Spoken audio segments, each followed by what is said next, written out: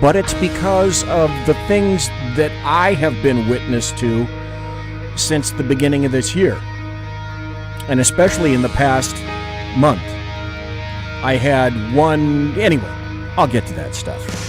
So for the first hour, we're going to be talking to Alan Thomas, updating his life, what's been happening to him, talking to UFOs, about UFOs, I should say. The second hour, he's around. No, actually, I'm more round. He's less round than I am. I'm in shape. Round is a shape. Heads Shaun is going to be here in the second hour. Got some very interesting stories to talk about. Some very good audio cuts to play for you tonight. So again, in the first hour, Alan Thomas, Heads Shaun. In the second hour. Then after that, I'm going to say goodnight, and you guys are going to have a great and wild weekend, which is exactly what I will not have. So thank you for being here tonight. Let's see. Let me do this. Start over here. Pull this lever. Move that barge. Lift that bale. And say good evening to Alan Thomas. How are you, sir? Really good. How are you doing? You sound good. Excellent, excellent. Thank you kindly. Actually, you look pretty good on YouTube as well. I do. I look like I've lost at least, 75, 100 pounds. At least.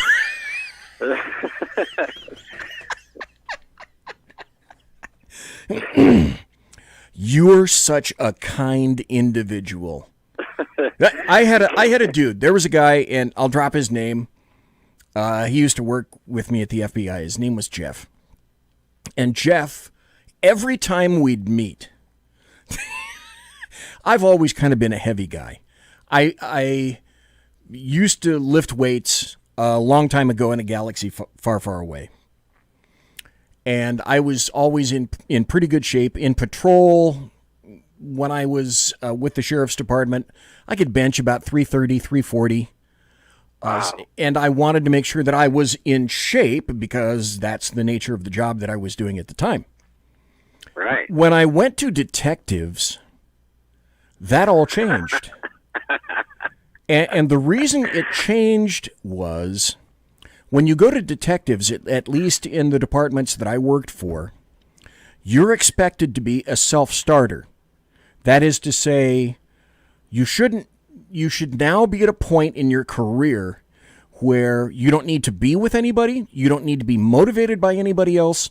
You either handle your cases or you don't, and you'll be relieved of duty, and they'll find somebody else who will.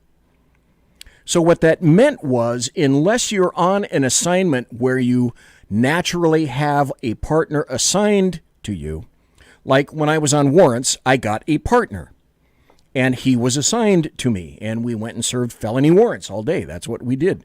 We had our box of warrants.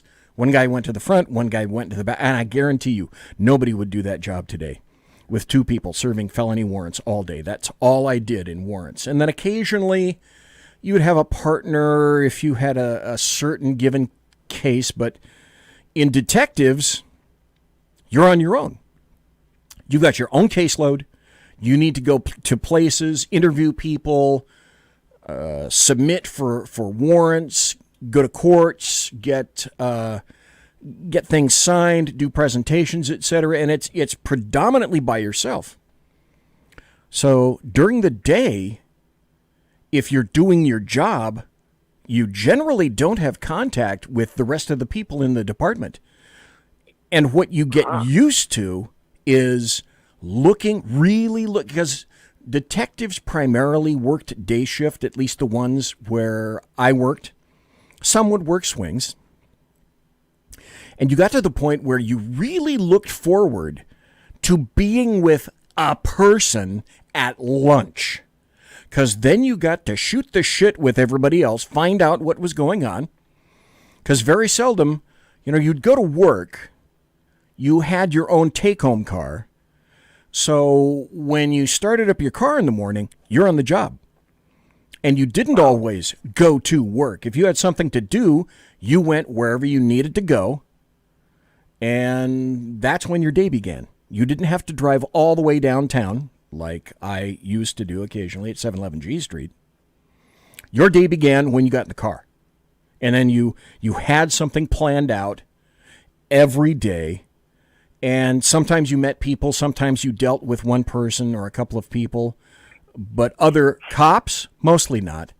I looked forward to lunch. Well, everybody looked forward to lunch. And because I became a lunch monster, here's what you see today. And that is when I started gaining weight. Hey, in chat, welcome to Real Mike Pasqua, Alan Thomas. Real Mike Pasqua, that means on Twitter he must have a blue star. Alan, you were in chat, I see that. The Alaskan, Sergeant Booker, and one viewer. I haven't cranked up Facebook yet to see if I have some folks on Facebook. And as I indicated, Alan is here for the first hour. And we will get to UFOs, but because I have not spoken with Alan in quite some time, I want to see if I can get an up. Oh, and welcome to Simone. Simone just jumped into chat, SHR chat. Simone says, how many cameras do you have on you?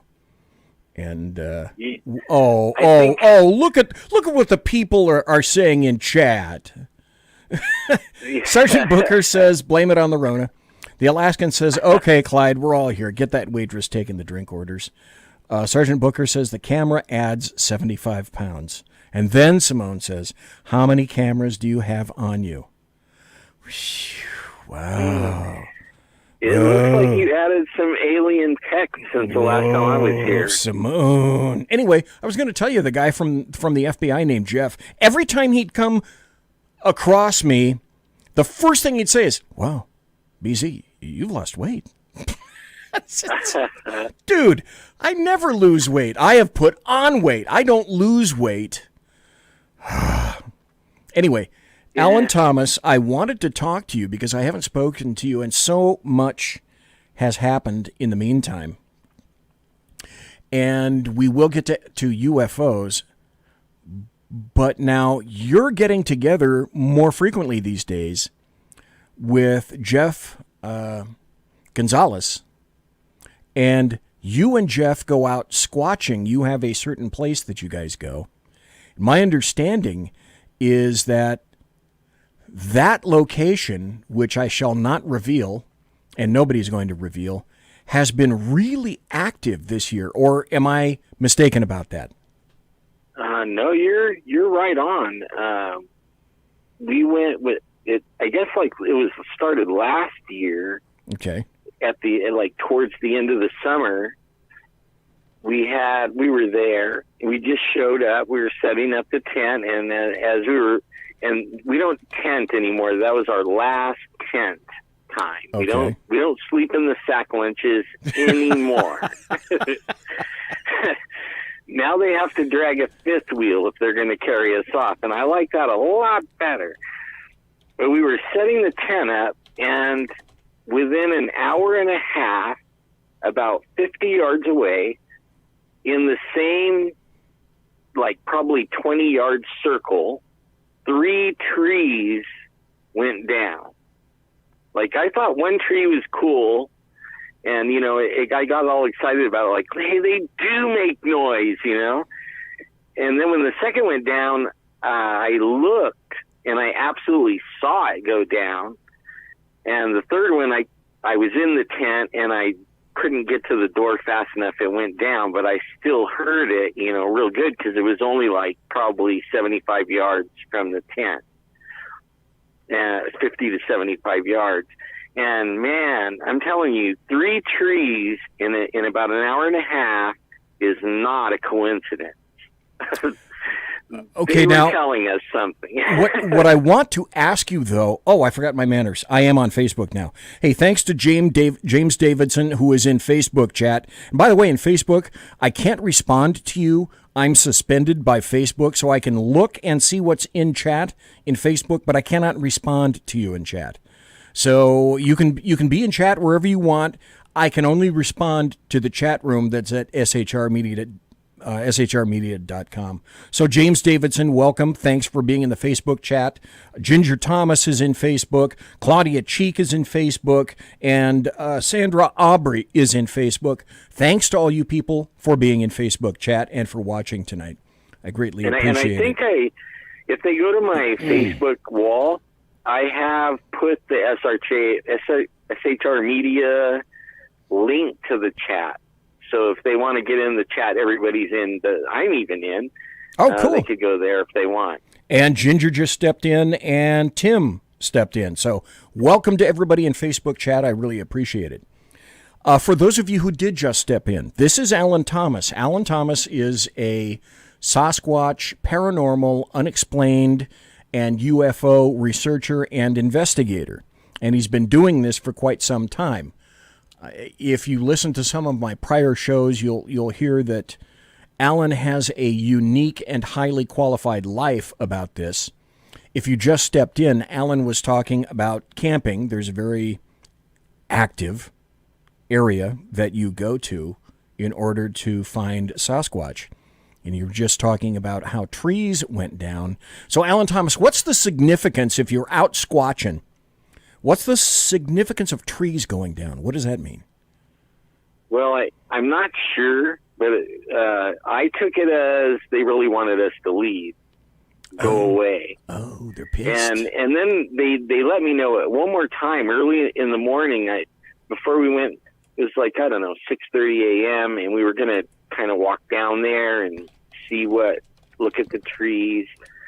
And I told them, well, let me send my drone up and fly around over there and see if I can't get them trying to hide, like they're not expecting something from the air with it, so maybe I might catch them, on camera. So I sent the drone up, and now, like I told you, it was only like 50 to 75 yards. The drone will go, I can send it 5 miles. It can't come back, but if I send it 2.5 miles, I can get it back, right, on the battery. But it could go literally on one battery 5 miles. And you can control it. That's pretty impressive, really. Yeah, it's amazing. But now here I am, only like 50 yards, and it's only, I think it was 186 feet altitude from the altitude I'm at, so I was about 6,000 feet. And so it was, 6,184 feet or something like that. And I lose control. And then whatever had control of it flew it and panned around and played with the camera, and then it all of a sudden, and I tried everything to get control back, and it scared me pretty bad. That was the first time I ever lost control of the drone. I've lost control twice now, and each one of them are in a highly Sasquatch area where we know they're there, Anywhere else I've flown it, I've sent it way down the river and back again and all kinds of stuff, and this literally freaked me out. I will not fly it there. And I think that was like the second hint, He gave me my drone back. He sent it automatically back to the landing pad and went back to where it landed. I had no control. So at least he didn't fly it into a mountain or something. I lucked out. But I didn't leave either. We stayed. Do you think it was someone who had a similar drone, or do you think that there was another property that was influencing it? It was something influencing it. There was nobody there. There's never anybody there. It's a pretty far away place, like out of the way. It takes us from where I live about 3 hours to get there. And there's nobody there ever except for the ancient big people. That's what I call them, because they have a language. We can hear them talking. We can hear them walking. They throw stuff at us. They scream at us. They roar at us. We've lost time there, driving down in there. And as we were approaching the campsite, we don't know what happened. Just 1 minute, the door locks are going crazy on the truck, and then all of a sudden, we're going off the road. about a mile down. And he was like, where are we? I don't know, but we're going off the road. And then we realized we passed the campsite. We don't even remember going by it. All three of us. And weird stuff happens there. That sounds like what is typically known as lost time. And when I hear something like that, the first thing I think is UFOs. But you're in an area of high Sasquatch activity. Right. To whom or what do you attribute that, do you think? Well, we do on the game cameras. We put game cameras all over the place. Okay. And then Jeff climbs the tree 18, 20 feet up and sets up the game cameras. At one point, one of the other team members had a game camera, and he just put it 4 feet off the ground, facing a trail, but there, 30, 40 feet away was all trees. Okay, it was just a little clearing that he had there. And when we retrieved the pictures, there was lights in the pictures. It looked like headlights, but they were up, way up in the trees. And then the next shot, they were lower, and the next shot, they were closer and lower to the camera. We got 3 shots of it. We have no idea what it was. It could have been Bigfoot eye glow. We don't know. But there's a lot of weird stuff that happens there a lot. And I heard UFO things too. So, and it's only maybe 5 miles from the border of Sequoia National Park. I think we've spoken about this before. I don't recall the answer, but Alan Thomas, is that anywhere close to any Indian lands? The land that we are on, after some research, after the windows, when it leaned on the put its face in the windows and left us some really great DNA, right, in snot. I did more research and I found out that there was a Bigfoot war about estimates anywhere from 700 to 1,000 years ago. And at some point, after many deaths on both sides, tribal and ancient ones, the big giant people, they came to an agreement that the Bigfoot would stay out of this certain area that they like to hunt, and they would stay out of a certain area that the Bigfoot liked. So they made a line and said, okay, this is your area, this is our area, as long as we don't cross, they won't eat the babies. That's what they were doing. They were stealing the babies and children and young women out of the tribe. So they made the agreement, and lo and behold, the spot that we go to is the very same land that the tribe said they won't go in. And that was Bigfoot's area. And the tribe stays out of there. Still to this day, they don't go there. And so the possibility exists that when you go there, who you're angering specifically is Sasquatch by your presence. Uh-huh. Okay, now you were talking about the trees. They have done other things in terms of interacting with you guys there, correct? Oh, yeah. Mm-hmm.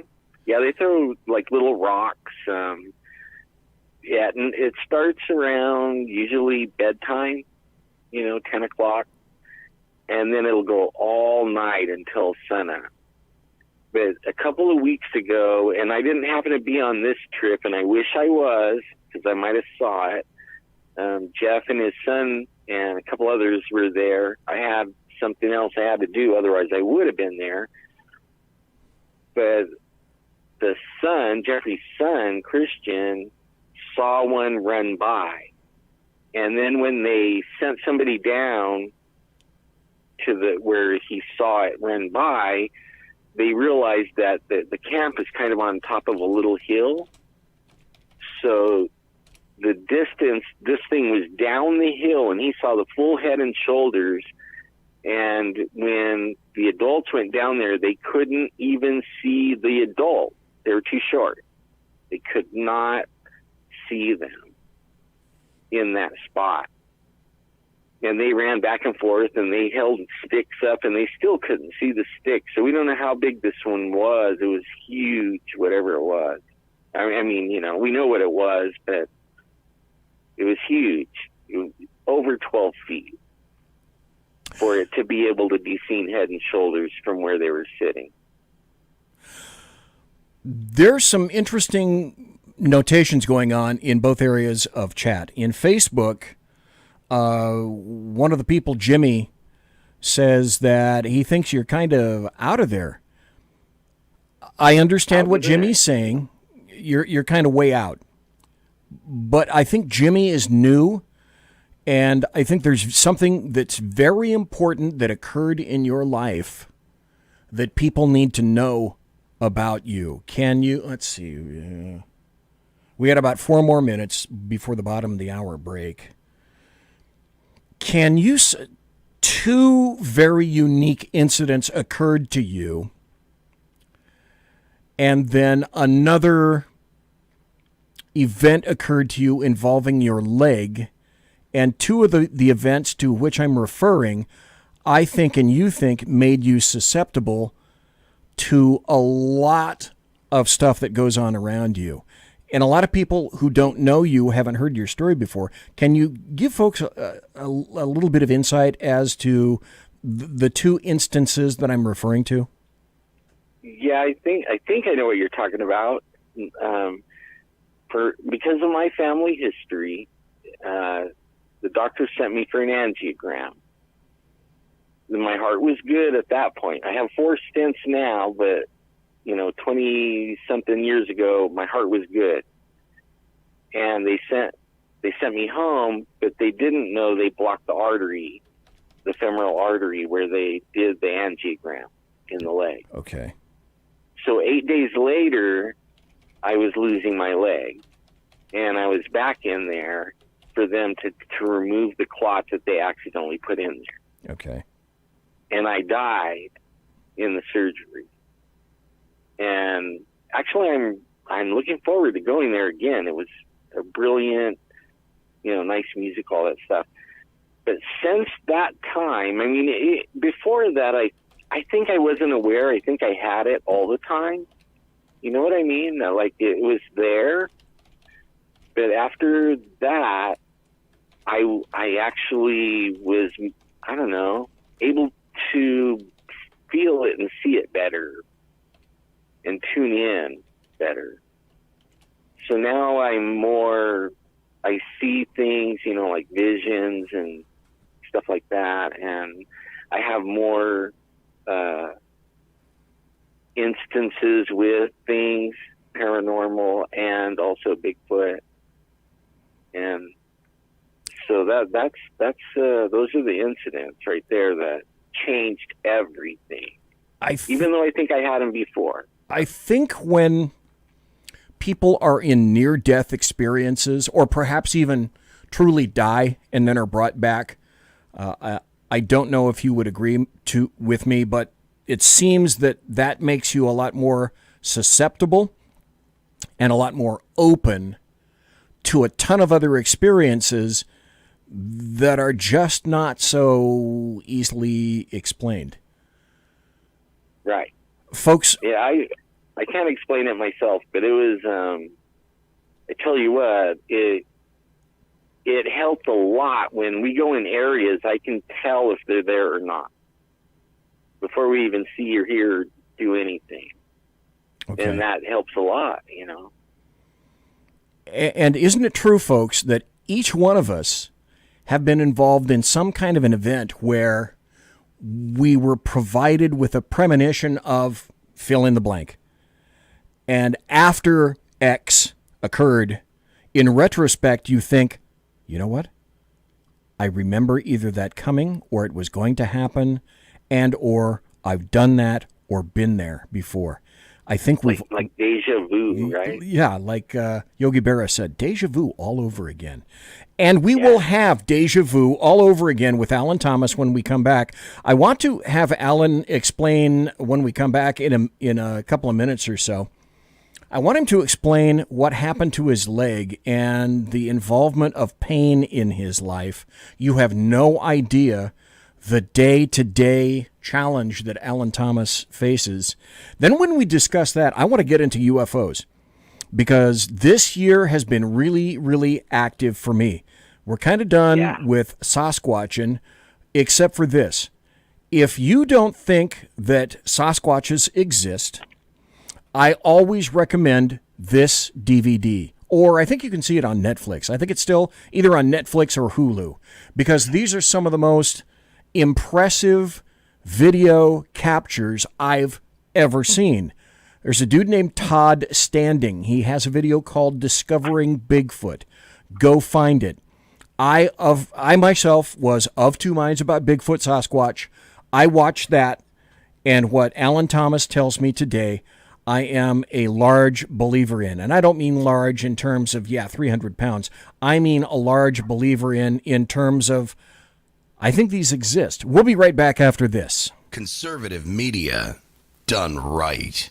You're listening to the SHR Media Network. From a public locker inside a dilapidated Long Island rail station comes a show designed to piss off liberals using truth, facts, and ridicule. The Lid Radio Show, featuring the conservative voice from the People's Republic of New York. The Lid himself, Jeff Dunitz. Tune in every Wednesday at 2 p.m. Eastern, 11 a.m. Pacific on the SHR Media Network. Go to shrmedia.com. At Lid Radio, we fight for the truth, justice, and a good kosher T-bone. If you don't listen, Hillary Clinton might sneak into your bedroom in her housecoat late at night and blame you for her election loss. It's the Lid Radio Show with Jeff Dunitz. For 50 years, I've seen the American people blinded by corrupt politicians, a lapdog media, and deceptive Islam. The one thing the elites fear is one man with a cane. I'm Dave Milner. Join me through Spreaker, iTunes, and SoundCloud, through SHR Media and the Western Free Radio Network, for half a century of experienced perspective on political and social issues, weekly on The Unpleasant Blind Guy. And catch me on Jeff Mitchell's EDL Radio on blogtalkradio.com. There's no surrender, ever. Because truth is not always pleasant. This is Shannon Wright of The Right Way with Shannon and Mike in the AM. Mike's not here, so I gotta talk fast.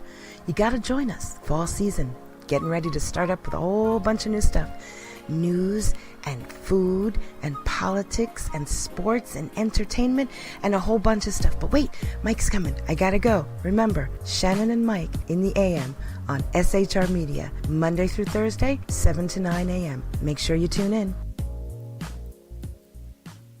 Featuring right thinking from a left brain and doing the job the American maggots won't. BZ is fundamentally changing America, one diaper at a time. Just when safety pin manufacturers are running out of metal for the diapers of the leftists, where the speech is free, but the drinks are not. The Bloviating Zeppelin's Berserk Bobcat Saloon can be heard every Tuesday and Thursday night, commencing at 11 p.m. Eastern and 8 p.m. Pacific, where pushback is a requisite art form in and of itself. Let your ossicles be truly liberated when you listen to the Bloviating Zeppelin's Berserk Bobcat Saloon, only on SHR Media Network. No ferrets were harmed in the making of this ad. Join me, Jack Alexander, for the Jack Alexander Experiment podcast, as I take a unique outsider's look at the issues affecting the USA. I fearlessly take on the issues that everyone else is too scared to touch. The Jack Alexander Experiment podcast is available wherever good podcasts can be found, like Spreaker, iHeartRadio, and Google Podcast. The Jack Alexander Experiment, because it's not a matter of left versus right, it's a matter of right versus wrong. It's your business diva here, Melanie Collette. I am inviting you to a front row seat as I discuss some of the most intriguing details of wealth and finance with today's movers and shakers in the world of business. Listen in and discover financial truths on a global, domestic, and household scale. Uncover topics that will impact your wallet today and in the future. Money Talk with Melanie airs Monday through Friday, 5 p.m. East, 2 p.m. West, right here on SHR Media and High Plains Pundit Talk Radio. You can't afford to miss it. Featuring the effervescent contrarian Sackheads Clint, plus the unrestrained bulbosity of BZ, the Sackheads Against Tyranny is a real chat show. Doubling your late-night conservative talk show pleasure with double the hosts, you can listen every Wednesday night at 8 p.m. Pacific, 11 p.m. Eastern. Please note, some contents may have settled during shipping. Member FDIC, batteries not included, warranty voided Montenegro. Conservative media done right. You're listening to the SHR Media Network. Ladies and gentlemen, boys and girls, children of all ages, welcome back to the Bloviating Zeppelins Berserk Bobcat Saloon radio show, where I am broadcasting behind enemy lines in occupied California, always spelled with a K, 2 miles east of the locus of evil on the entire left coast, the Bill Mill at 10th and L Street, the Capitol Building. And it is truly the locus of all evil. If you happen to be on Facebook, like I'm not, because I'm on suspension for a month on Facebook. Hey, in Facebook chat, by the way, welcome to Jeremy Hansen, and also to QT. QT is now in the Facebook chat room. Welcome. That's a new person that I have not seen there before, so welcome. We're talking to Alan Thomas. Oh, before I do this, yes, I was talking about Facebook, where I'm suspended. Yeah. I'm coming back late August sometime, depending on whether Facebook plays straight with me or not. That's a story for another day. In any event, if you're on Facebook, go to the USGOA, U.S. Gun Owners Association. If you like the Second Amendment and firearms, etc., tactical advice, great articles, USGOA, U.S. Gun Owners Association.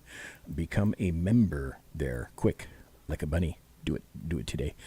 In chat, Alan, Sergeant Booker, this is SHR Media Chat. Mike is in chat. Simone, the Alaskan guest 9346, who, as I said numerous times before, is infinitely better than guest 9345, who is a piker, and I don't talk about that guest anymore because 9346 is so much more superior. Aaron, a brand new guy, welcome Aaron, and one viewer. Alan Thomas, because of the fact that essentially you've died on the table twice, that has completely essentially screwed up your life, if I can be so bold.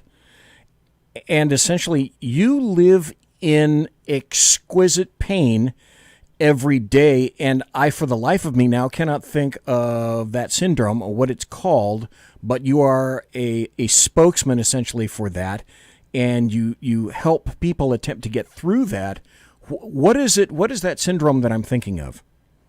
It's called RSD, Reflex Sympathetic Dystrophy. Only they changed the name. Now it's called Complex Regional Pain Syndrome, meaning that usually it's an arm or a leg. You know, it's regional. It's not all over. But it can spread, like from one leg to an arm, or from one leg to the other leg, and then to an arm, or all arms. And sometimes in the later years, it'll develop into your kidneys and stuff like that. That's what it's doing to me. It's going in, into your organs, which is not fun. I make mention of this because if you were to know Alan, he's the nicest, kindest, biggest-hearted individual that I think I've met on the face of the earth. And in terms of how doctors quantify this, Alan, on a scale of 1 to 10, this is what they ask you all the time in terms of pain. On a scale of 1 to 10, what is your pain daily? Around, with meds, helping me and stuff, usually like 7 or 8. Okay, folks, try to feature living a full life, operating under pain like that daily. That's another thing that Alan does. Yeah, in fact, I was rushing from the doctor today to get to here so I could get on the phone. Well, yeah, and a little stop at the grocery store. But. Thank you very much. Maria, welcome to Facebook chat. I see her just in there. Folks, if you the phone line, singular, is open, I'm going to tell you about some UFO experiences, which is one of the primary reasons that I wanted to talk to Alan tonight about this. And if you have your own, I fully recognize that a lot of people are very hesitant to say anything about this, but I'm going to break the ice. If you have an experience with a UFO, and I'm not saying it has to be a alien involved or anything like that, UFO simply means an unidentified, you don't know what it is, flying, it's up in the sky, object, it's a thing, and you saw it. If you want to tell your story, 575-208-4481. 575-208-4481. I'm going to start with my story that began in March of this year. It was March 4th, and I was over by the ocean in California, not far from a little place on the California coast, northern California coast, called Anchor Bay. At night, it was about 9:30, almost 10 o'clock, and I was there with my wife. As we were looking up into the sky, this March 4th, we saw, and this is how I differentiate something that you would customarily see in the sky as opposed to something that I believe gets pushed into the UFO category. Ballistic movement versus non-ballistic movement. We saw a series of 3 objects up in the sky that were moving in most definite non-ballistic movements. The illumination was right around that of the rest of the stars. The thing that caught our collective eyes, the both of us, was movement. Now, years ago, I contacted a local zoo, and I said, in the animal kingdom, how good are human eyes at recognizing movement? And the individual that I spoke to said, of all the animals in the animal kingdom, humans' eyes are some of the finest in terms of acuity at picking up movement in the sky and on the ground.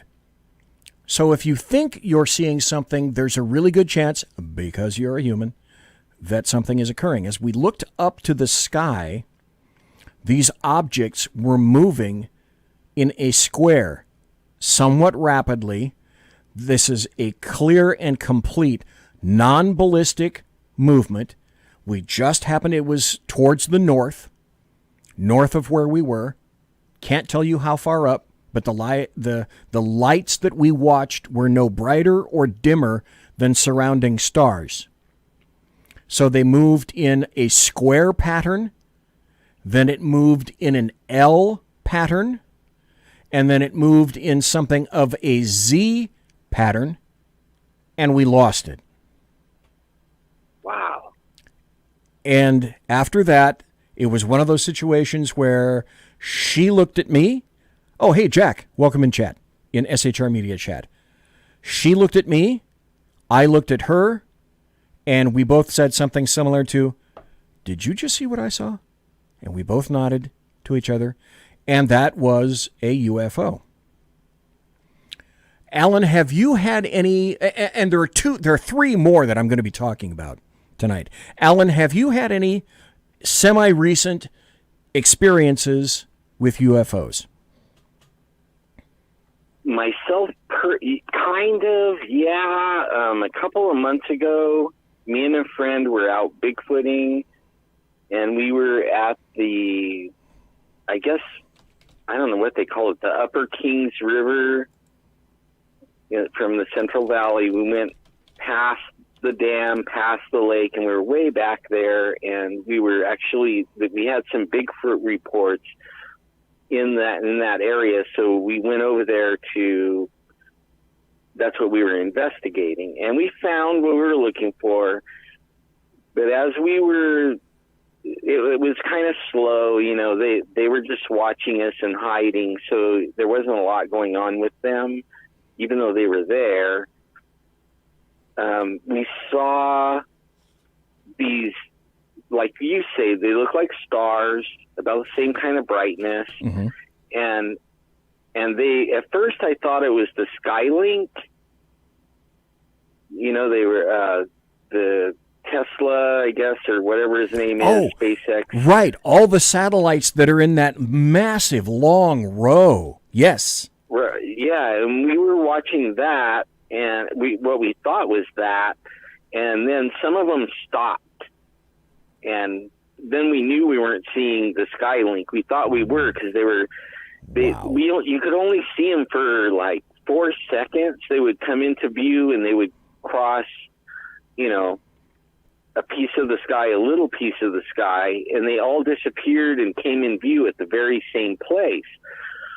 But then they started stopping, and it looked like a star just sitting there. You know, it wasn't moving or anything. And then all of a sudden, it, like you were saying, ballistic, it shot out, you know, like once they started moving again, they really moved. It was faster than a blink, and they were gone. And they did that several times, and we were trying to record it with our phones, and the phones wouldn't pick it up because they have little bitty stupid cameras on them. But we saw it, and we got a little bit of video, but it's not good enough to really share. But it was interesting, real interesting. And that's what I've been trying to do. Folks, if you're interested, I understand people's reticence. If you want to share an experience that you may have with UFO, 575-208-4481. I get it. I'm going to give you another experience. This happened within the past month. 2 in one. Yes, 2 in the past month. And when those happened, I got on I don't know if you can see this on video, but there's one, and I wrote down on pieces of paper what they looked like, what I was doing, where they were. I had that experience in March. Then, let's see. Then there was one on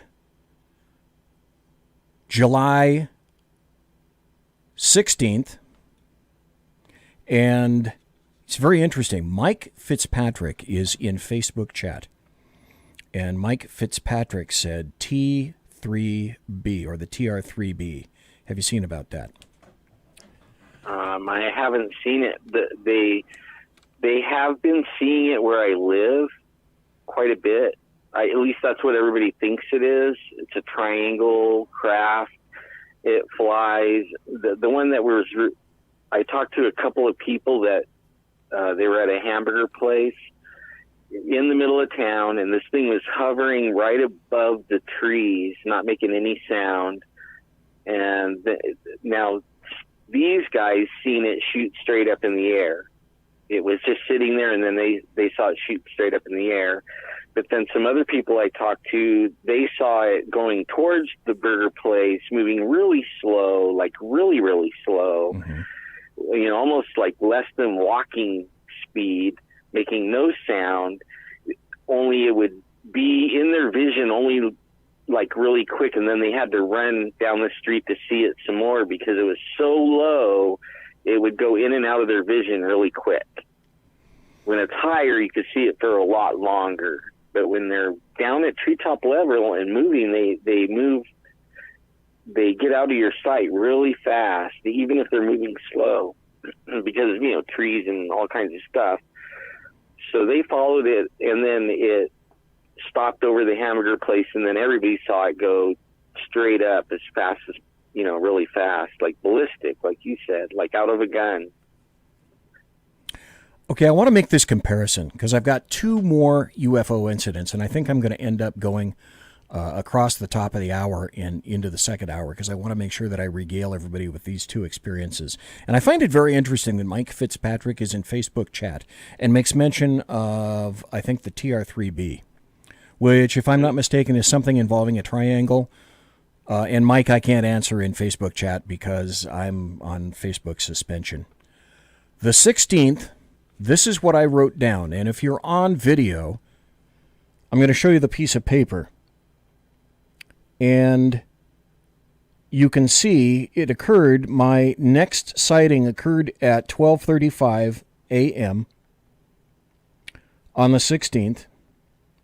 This collection of lights moved south to north. They were very, very fast. They were in a triangle type shape. When I first saw it, the triangle shape was very distinct.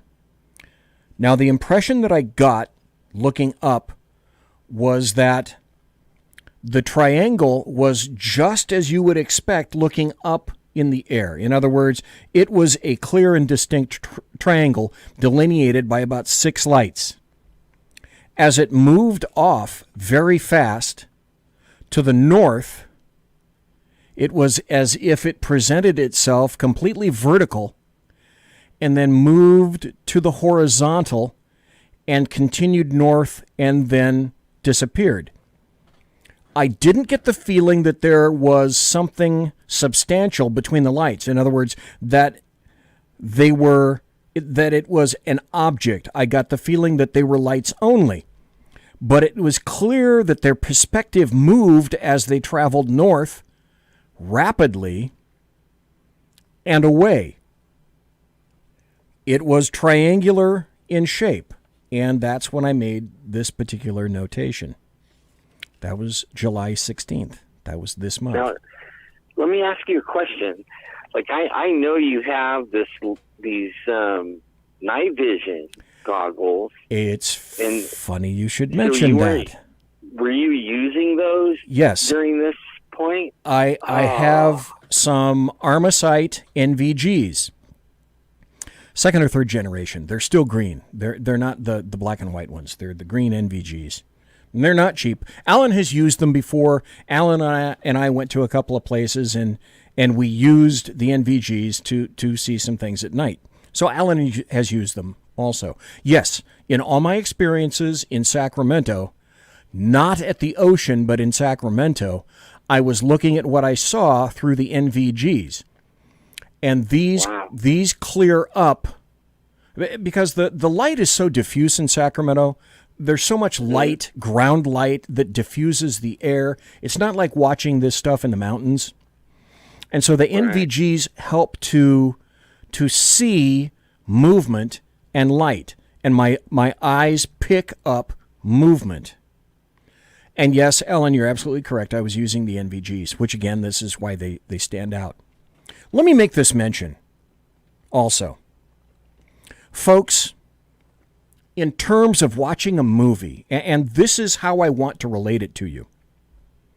In terms of watching a movie, haven't you seen a movie utilizing CG, computer graphics, where there's some kind of a background, and let's say a fake plane, not a real plane, but a CG aircraft or something that's in the sky that's moving, and it screams at you that you recognize this is CG and it's not real.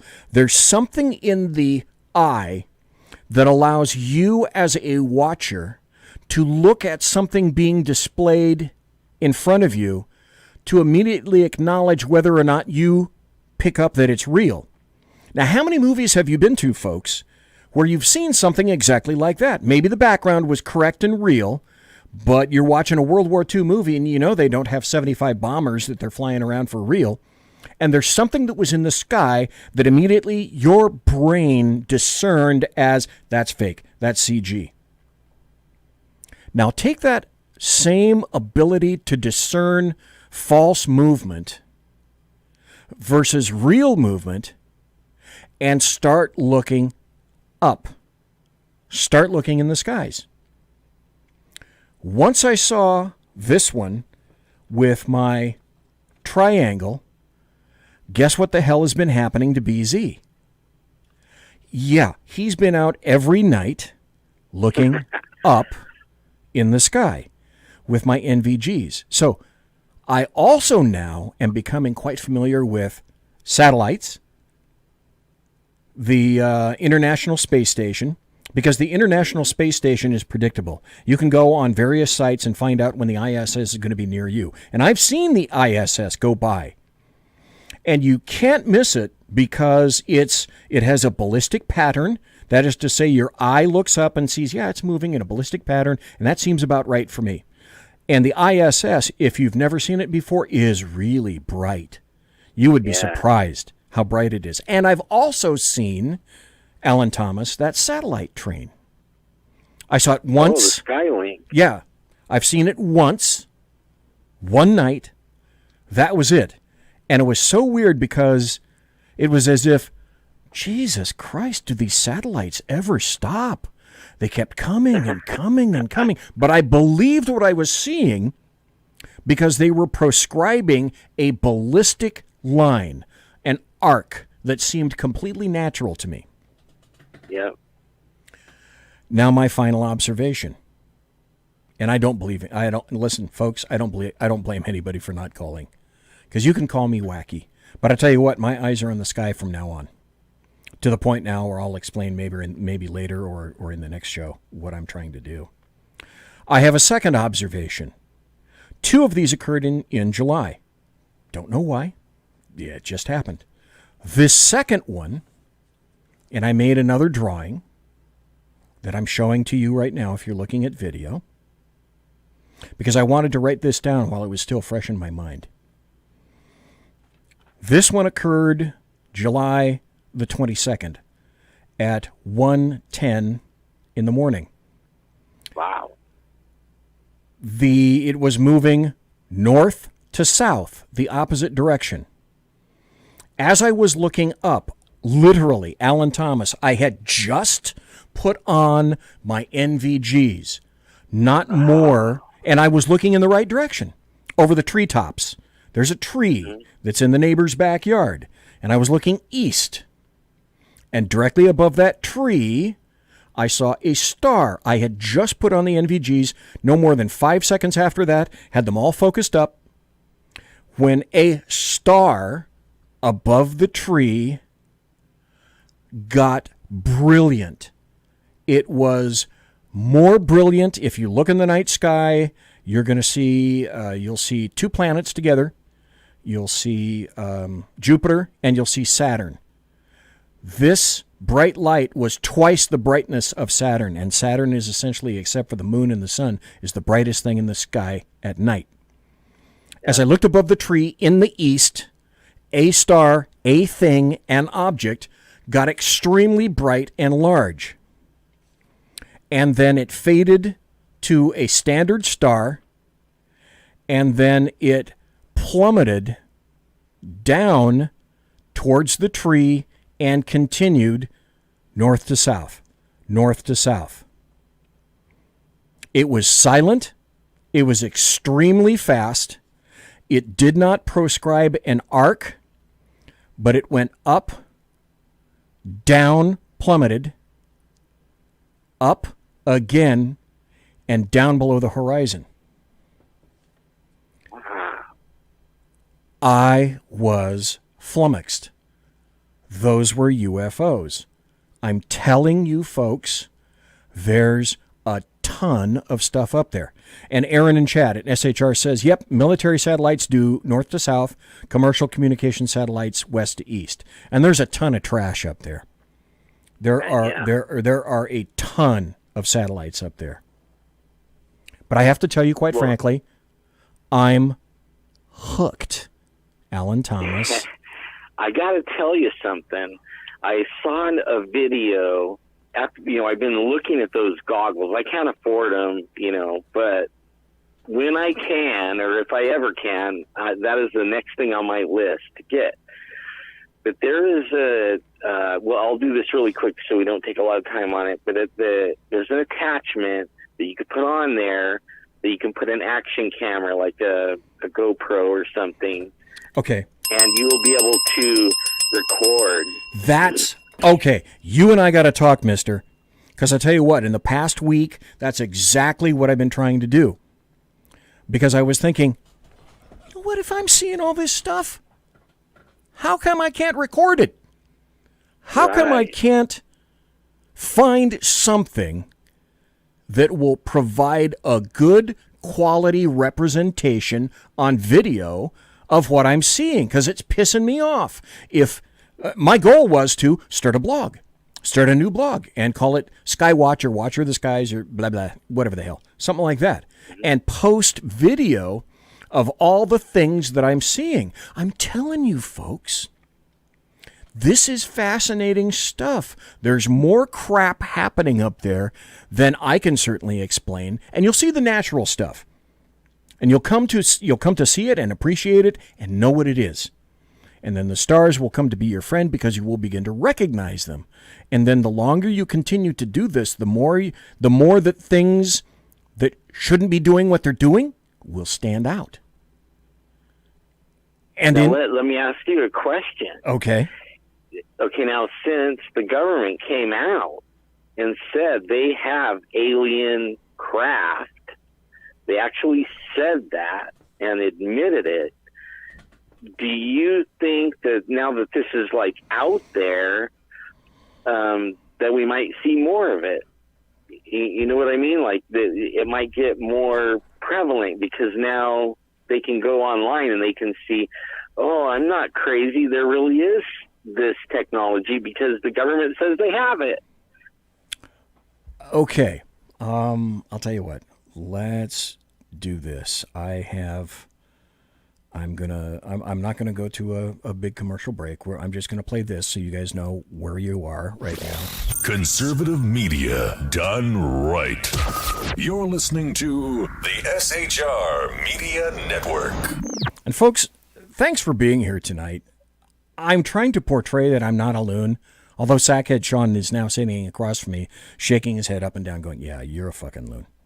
And rolling his eyes. Yeah, and he knows that. He knows how loon-ish I be. But with the observations that I've made in just this past month specifically, like I said, I'm hooked. Now, Alan Thomas, this is what I want to pick your brain about. Mm-hmm.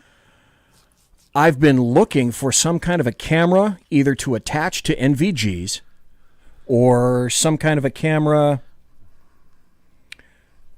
that will take good quality video at night.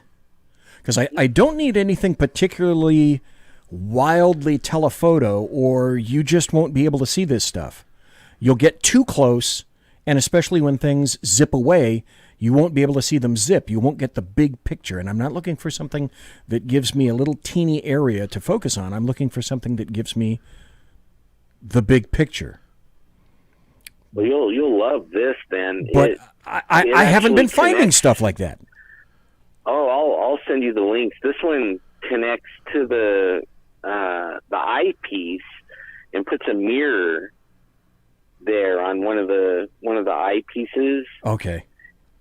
And then it directs everything you're seeing into the camera, and all you have to do is reach up while you're looking at it and push the button to start recording. So you can start recording and stop recording, and it's seeing exactly what you're seeing. So it's perfect for that. You won't have to like switch anything or try to line anything up. It just connects. It hooks right up to your goggles. Okay. It's a military thing, so you have to kind of look in the military. All right. To find it. I never thought to do that. Let's see. Aaron in SHR chat says, I can suggest a tool, if I may. Fujifilm X-T4 with 16 millimeter to 80 millimeter kit lens and a tripod. Yeah, obviously with a tripod. But here's the other thing that I was looking for, Aaron. You've got to have whatever it is that I'm looking at. I am aged, so I need something that is stabilized as best as humanly possible because I can't hold a camera. He said aged. What he really meant was old. I don't hold a camera, obviously, like I used to. All you can do is look at me and see, yep, I'm not lying when I say that. So I either need a camera that is internally stabilized or has stabilized lenses. And the other thing I was looking at, Alan Thomas, is does anybody make a pair of binoculars that are stabilized that have a camera attached? Because these things that I'm watching, that I'm finding, come out of nowhere. And I'm either looking nowhere near where I need to be looking, or in the last 2 occasions, I happened to be looking at the right place at the right time, and I could have had video rolling of that, and I wish I did, and I haven't. Yeah, I'll send you the link. Then you can just buy the GoPro that has the stabilization inside of it, and just hook it right to your goggles. It's made for it. The little mount is made for it to hold any little action camera that's just like a GoPro or a GoPro. Okay. I mean, it's perfect. Hands on or hands off. You know, it's just connected, and it's seeing what you're seeing. When you want to record, you just hit the record button, and bam, it's seeing it. Okay. Just what you're seeing. It's perfect. In fact, when I first saw it, I thought of you, and I thought, oh, you probably already seen that, you know. No, literally, Alan, I've been looking all over the place for something to be able to film this stuff, because my end goal was to be able to provide some kind of a semi-accurate video that people could look at and say, you know what, I'm starting to see the same stuff that you are. I'm telling you, folks, there's stuff going on up there. Mm-hmm. I can't explain it.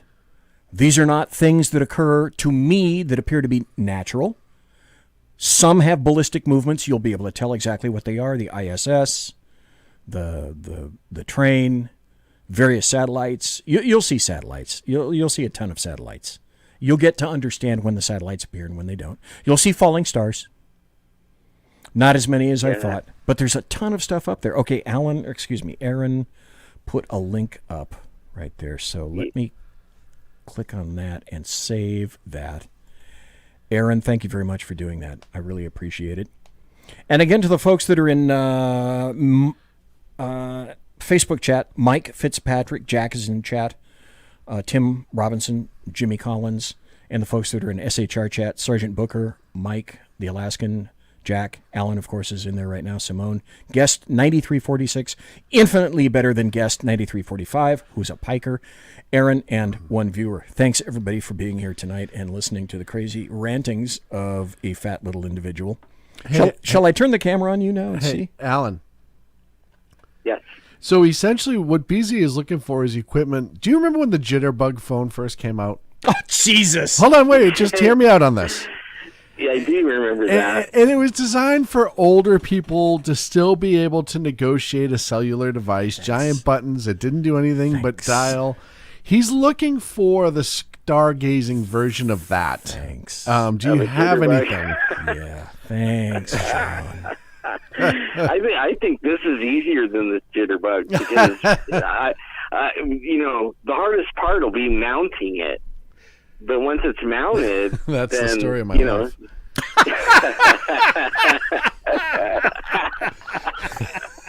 Sorry. Man, we have similar stories.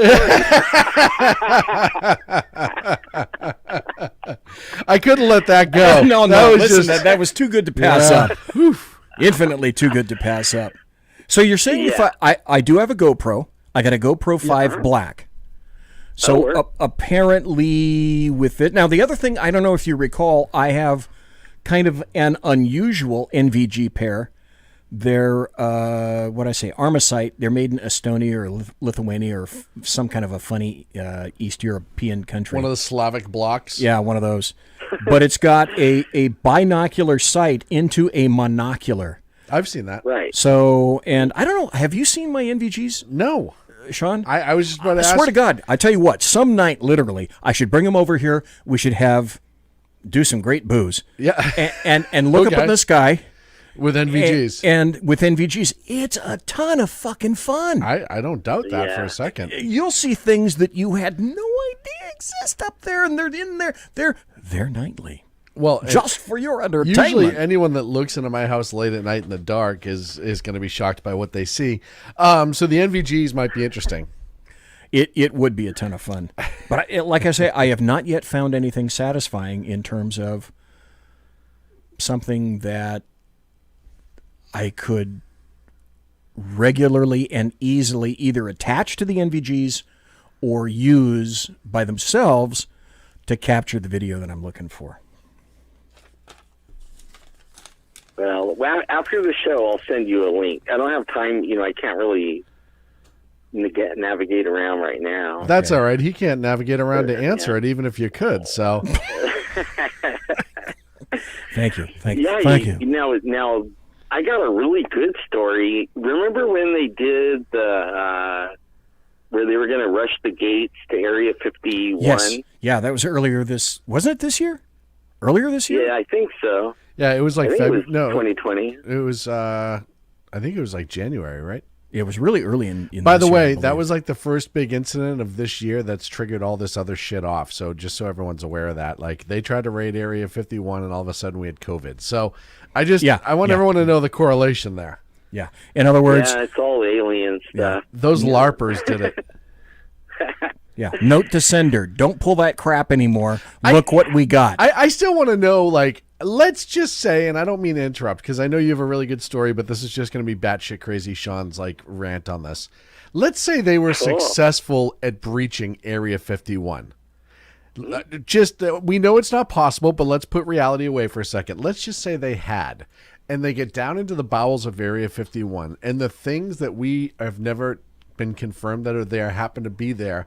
What then would those little LARPers do with that? As this alien is literally like fornicating them to death because they let it out thinking it's like happy-go-lucky buddy and or whatever batshit crazy thing that they would do, because you got to think if you're going to attack a government facility with nothing but a Naruto run and a fake sword, you can't be smart enough to really be able to handle what you might find on the inside. So that's something that was always amazing to me. Like, if they had been successful and there was something down there that maybe like we get a good relationship with it and it's chill being down there and helping us out or whatever, but then these LARPers come in and screw up the whole thing and he just goes batshit crazy and kills everybody. Like, didn't anyone think of that as the potential? Or did they think that they were so smart to be able to breach Area 51? They could handle whatever was on the other side of that vault. Nah. I kind of thought the whole thing was kind of like a flea running up an elephant's leg with rape on its mind. Yeah. You know? I mean, that you're not gonna pull that shit up. When I first read it, that's what I thought. Well, it was one of those things that to me, I was just like, look, I don't care what you believe, what you think. No matter what you find on the inside of Area 51, it's probably going to blow your mind on some level. Alien, non-alien, whatever, even if it's just the newest technology that we just haven't seen yet. You think about like the B-2 and all the stealth technology, all that stuff, right? And all of a sudden you're in there with it, it'd blow your mind. You're sitting there with aluminum foil as your crown that you made before you attacked Area 51. You're not smart enough to pull off that technology. Like, there's no way. You know that now. Do you know something about the tinfoil? What's her name? Ghislaine Maxwell. Oh, Ghislaine. Yeah, yes. Ghislaine Maxwell. Right. Yeah, Ghislaine Maxwell. They were having a hard time tracking her, and you know how she put aluminum foil on her phone. Yes. Wrapped it, and then they couldn't find her. And I was thinking, maybe there is something to that. Maybe we all should like. Put in foil in our hats, just kind of wear it on the inside. Hey, listen, I know of a situation in which somebody who believed in that had called for local law enforcement to assist, and a very wise old sergeant named Victor said, you know what? The best thing we can do is put aluminum foil all over your windows, and he spent an hour helping the gentleman do that, and we never heard from the guy again. And he was calling on the regular prior to that the FBI was sending all these radio waves or whatever, and he went over and he helped him put tinfoil all over his windows, and amazingly, it ended it. So maybe there is something to it. See, I just call that a good public service. That's cops being good public servants, doing what they need to do, helping the people out. Can you give a brother a break? Yes. Here's your roll of Reynolds aluminum. Have at it. Wow, that's amazing, right there. I mean, that is. I mean, I've known a few people in my lifetime that, you know, ham radio towers and cell towers and TV antennas and stuff like that. They swear, you know, it was invading their dreams. And I wish I would have known. You know, I could have just loaned them some aluminum foil. Stop the whole thing. See, I always wondered why it was. I never had kids, so this is no shock. Everybody knows this already. I never had kids. And my first wife, apparently, in retrospect, attempted to try. That didn't occur. But I never did find out whether my little jingly-jangly things were particularly motile or whether that was, a matrix error on her part or a matrix error on my part. Until I began to think of what I did in the early 1970s when I was working at McClatchy. A long time ago in a galaxy far, far away, there used to be one major tower that all the broadcasters and TV stations had, and it was south of Sacramento in Walnut Grove, and it was called specifically the Walnut Grove Tower. And I went there one time because Is at that point... Is that where the 5 or 6 giant TV towers are now across from the river from Clarksburg, right? Right. Yeah. Yeah. But this one is different because it's not just a straight up and down tower. It actually has a little bit of a triangle at the top and then a bunch of smaller towers on that. That's how you can differentiate the Walnut Grove Tower, which was the first between all the other towers that have gone up subsequently. In any event, I went with a KFBK engineer one time. And he said something similar to, "Hey, you want to climb up the tower?" So I did. And as I climbed up the tower, and there was no elevator, it was climbing up the tower. The closer I got to RF, and he said, "I know when you'll come down." Well, he was right. The RF, as I was going up the tower, and I had fairly long hair in those days. Hippie. When my hair began to stand up on my arms. That's when you were close? That's when I decided, it's like the John Cleese in Silverado, today my jurisdiction ends here. And I came back down. The other thing that I don't think was particularly contributive to having kids was I also worked for Vanguard Security at the Rancho Seco nuclear plant. Yeah, that might have been an in issue between too. jobs. Yeah. And I also happened to go when the thing was, shut down, air quotes, shut down. I got to go visit the moon pool. And if you've never seen anything like that, wow, what an experience that was. And of course you had the rad badges that you used to have to wear for your exposure. And they had low points in the piping and whatnot that you had to stay away from, etc. And, Kaiser's in chat. Welcome to Kaiser. Good to see you there. And so while I was there, I also had occasion to stand, and the funny thing was, they shut down Rancho Seco, not because the nuclear aspect of the plant screwed up, but it was the turbine parts of the plant that kept screwing up. But there's nothing weirder than standing on the turbine deck, which is the top deck of Rancho Seco, and the top of the turbine is there, and there is an observation window that you can look in and see the turbine in action, and you can see it's blue because there's electricity there. And the closest that I ever got to peeking in that window was maybe 5 feet because it felt like my body was on fire. And the same thing happened. All the hair stood up straight. And this was, again, all the bells and klaxons, thank God, I was smart enough to look at that and go, I don't think I want to get any closer to that. I just want to know. And of course, since then, I've had cancer 3 times. I just want to know why a nuclear power plant was wearing a turban.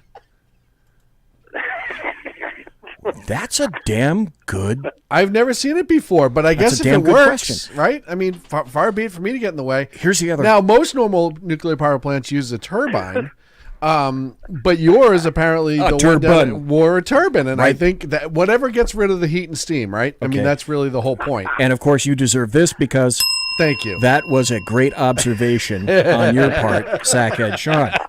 I'm bringing stuff to the show tonight. I know. I'm helpful. And I didn't until now put all this stuff together. Like, God, I wonder why I didn't have kids. Yeah, I RF'd the crap out of my nuts. Yeah. On the Walnut Grove Tower. Okay, that would be spermicidal genocide. Yeah, that would be like. Okay, 1 point, negative point for BZ right there. And then I was in a nuclear power plant. Negative 2 points. And looked, happened to witness the moon pool while the system was down for a while. Okay, that's another negative point for BZ. And then getting up on the turbine deck and getting closer to the sight window of the turbine when it was running. And I'm thinking, that might have been like 3 strikes. And it was running and you weren't. That was the problem. Yeah, Now, 3 strikes and your nuts are out. Yeah, dude. Did you drink a lot of Mountain Dew too? I never thought about that. Wear really tight underwear? Oh, Jimmy Collins said, BZ, you'd be a great dad. Oh, I would have fucked with my kids so bad. When they were small, I would have screwed with the brains of all those kids. Because oh my God, people say, BZ, you'd be a great and creative father. Oh, I would have screwed with those kids. I would have been BZ merciless. Screw with my children, who love him, by the way. No, that has never happened. What? That I've messed with the heads of your kids. With the heads? No, just with them in general. Okay. All yeah, right. no. But my kids love BZ, but yeah, no, it's because I look like Santa Claus. Yeah, they think. Well, I may have told them that you were when they were younger. So, you got to institute some good things. It's there. If you look at them, it's easy to make that correlation. And when you're a dad and your buddy is Santa Claus, come on. It goes a long way. Oh, yeah. It doesn't get any better than that. By the way, the little video domes. Do things that they never would do. Yes. Yes. By the way, the little video domes in like Target and stuff like that, the domes that, for the CCTV system. Yeah, the joint from France, Target. I had my kids convinced that was Santa watching them in every store that had those. Ooh. Yes. That's why he knows when you're awake. Prepping them for the government. That's why Santa knows if they've been bad or good. Yeah. All Sean has to do is go look and survey the video footage of wherever they've been, and there's no getting away with it. We used to say stuff to them all the time, like, do you really want to act right? Look at that dome right there. Come on, Santa's watching. Let's go. We don't need to do this right now. Right? And it's that, and I used to... and you can actually ask my ex-wife this because she thought it was brilliant. Okay, let's see. When my son was young, what's the number? I used to tell him that ice cream trucks. Oh, Jesus. Are you going where I think you're going? No. Okay. That ice cream trucks only played music when they were out of ice cream because they were asking other ice cream trucks who could hear it to bring them more. Oh. Wow. That was brilliant. That is brilliant. So every time the ice cream truck came by and he'd be playing music, I'd be like, I guess he's all out, bud. Yeah. Man, and again, long time I ago. I would have thought of that. I had 6 kids. Oh, man. Look at all the money you would have saved. Yeah. Well, I knew he had ice cream at home. It's not like I'm this evil person who's not giving his kid, a little treat here and there. But I wasn't going to pay $2 for a melted Teenage Mutant Ninja Turtle that he's going to eat half of, and the rest is going to end up in a pile of dog shit in the park. Alan, did you have brothers? Did I what? Did you have brothers? 1 brother, 4 sisters. Okay. Did the brother or the sisters screw with you mercilessly? Were they younger or older than you were? Oh, my brother did. I was the oldest, so I did all the... Oh, you did all the messing with. Oh, so you were the asshole. Okay. Yeah. Okay. Yeah, they hated me all the way into adulthood almost. I had 2 older brothers. One of them decided that they said, hey, BZ, come on outside in the garage here. Mom and Dad don't know about this, but I've got some great candy. Here, take it. Just chomp it on down, and it's great. I don't know. I was like 6, 7, 8, something like that. And he handed me this candy, and I ate it and was chalk. Outstanding. Okay, the standard stick of chalk, like about, I don't know, what is that, like, 6 inches? Which the amazing part is okay, if you're not on video, that was a joke that just that was right at over, least 6 inches. Yeah, that went right over everybody's head. But they the also standard, sold those candy cigarettes that looked just like chalk. but they were much thinner. They were much They thinner. were much This thinner, was but you were actual 6.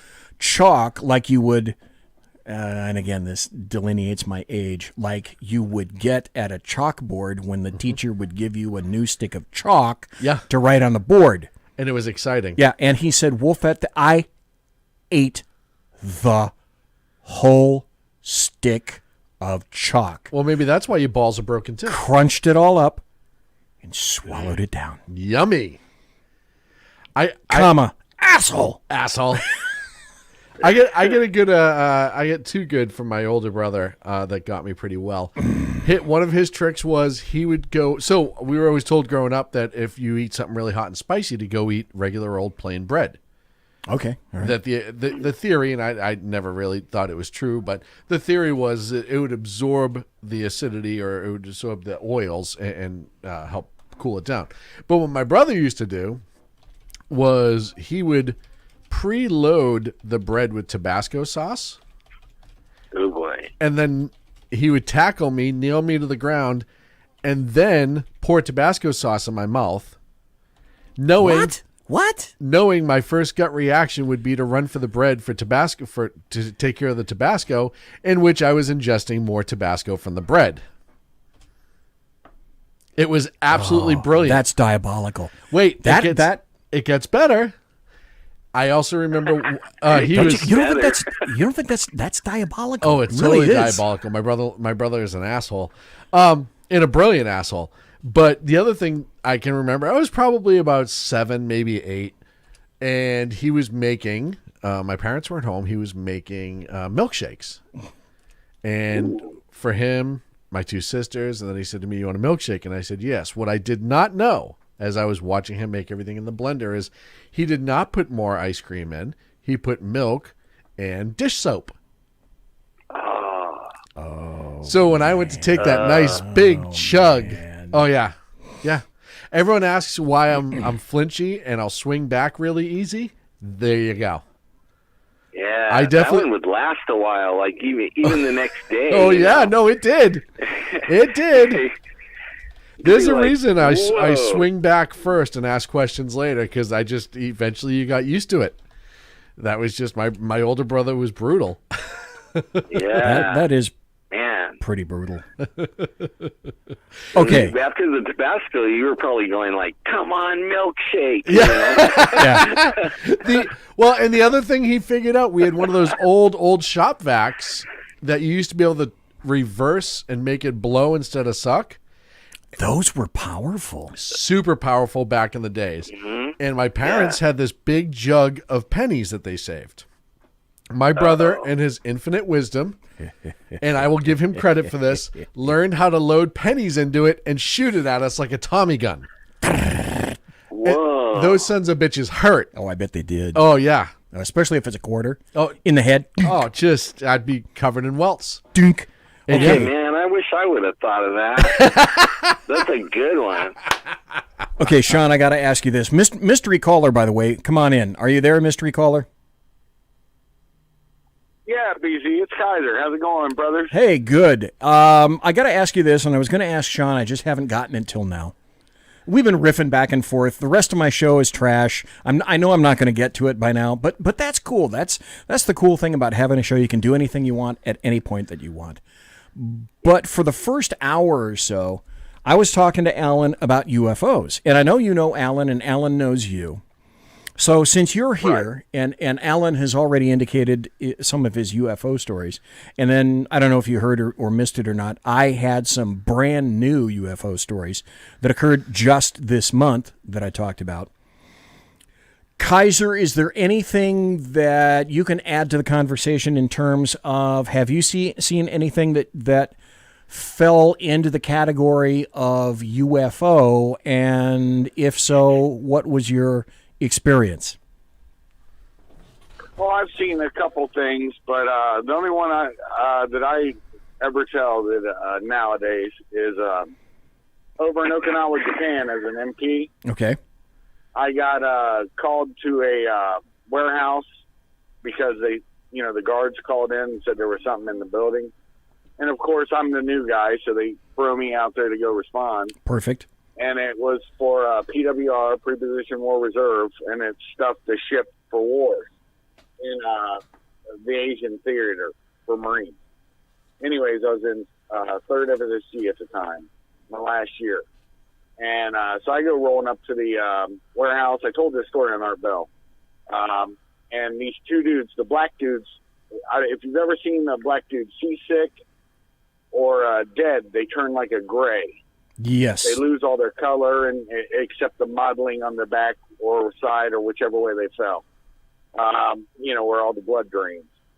Anywho, so I go in there and the white guy's just, I've never seen somebody so pale as that white guy. I mean, no color.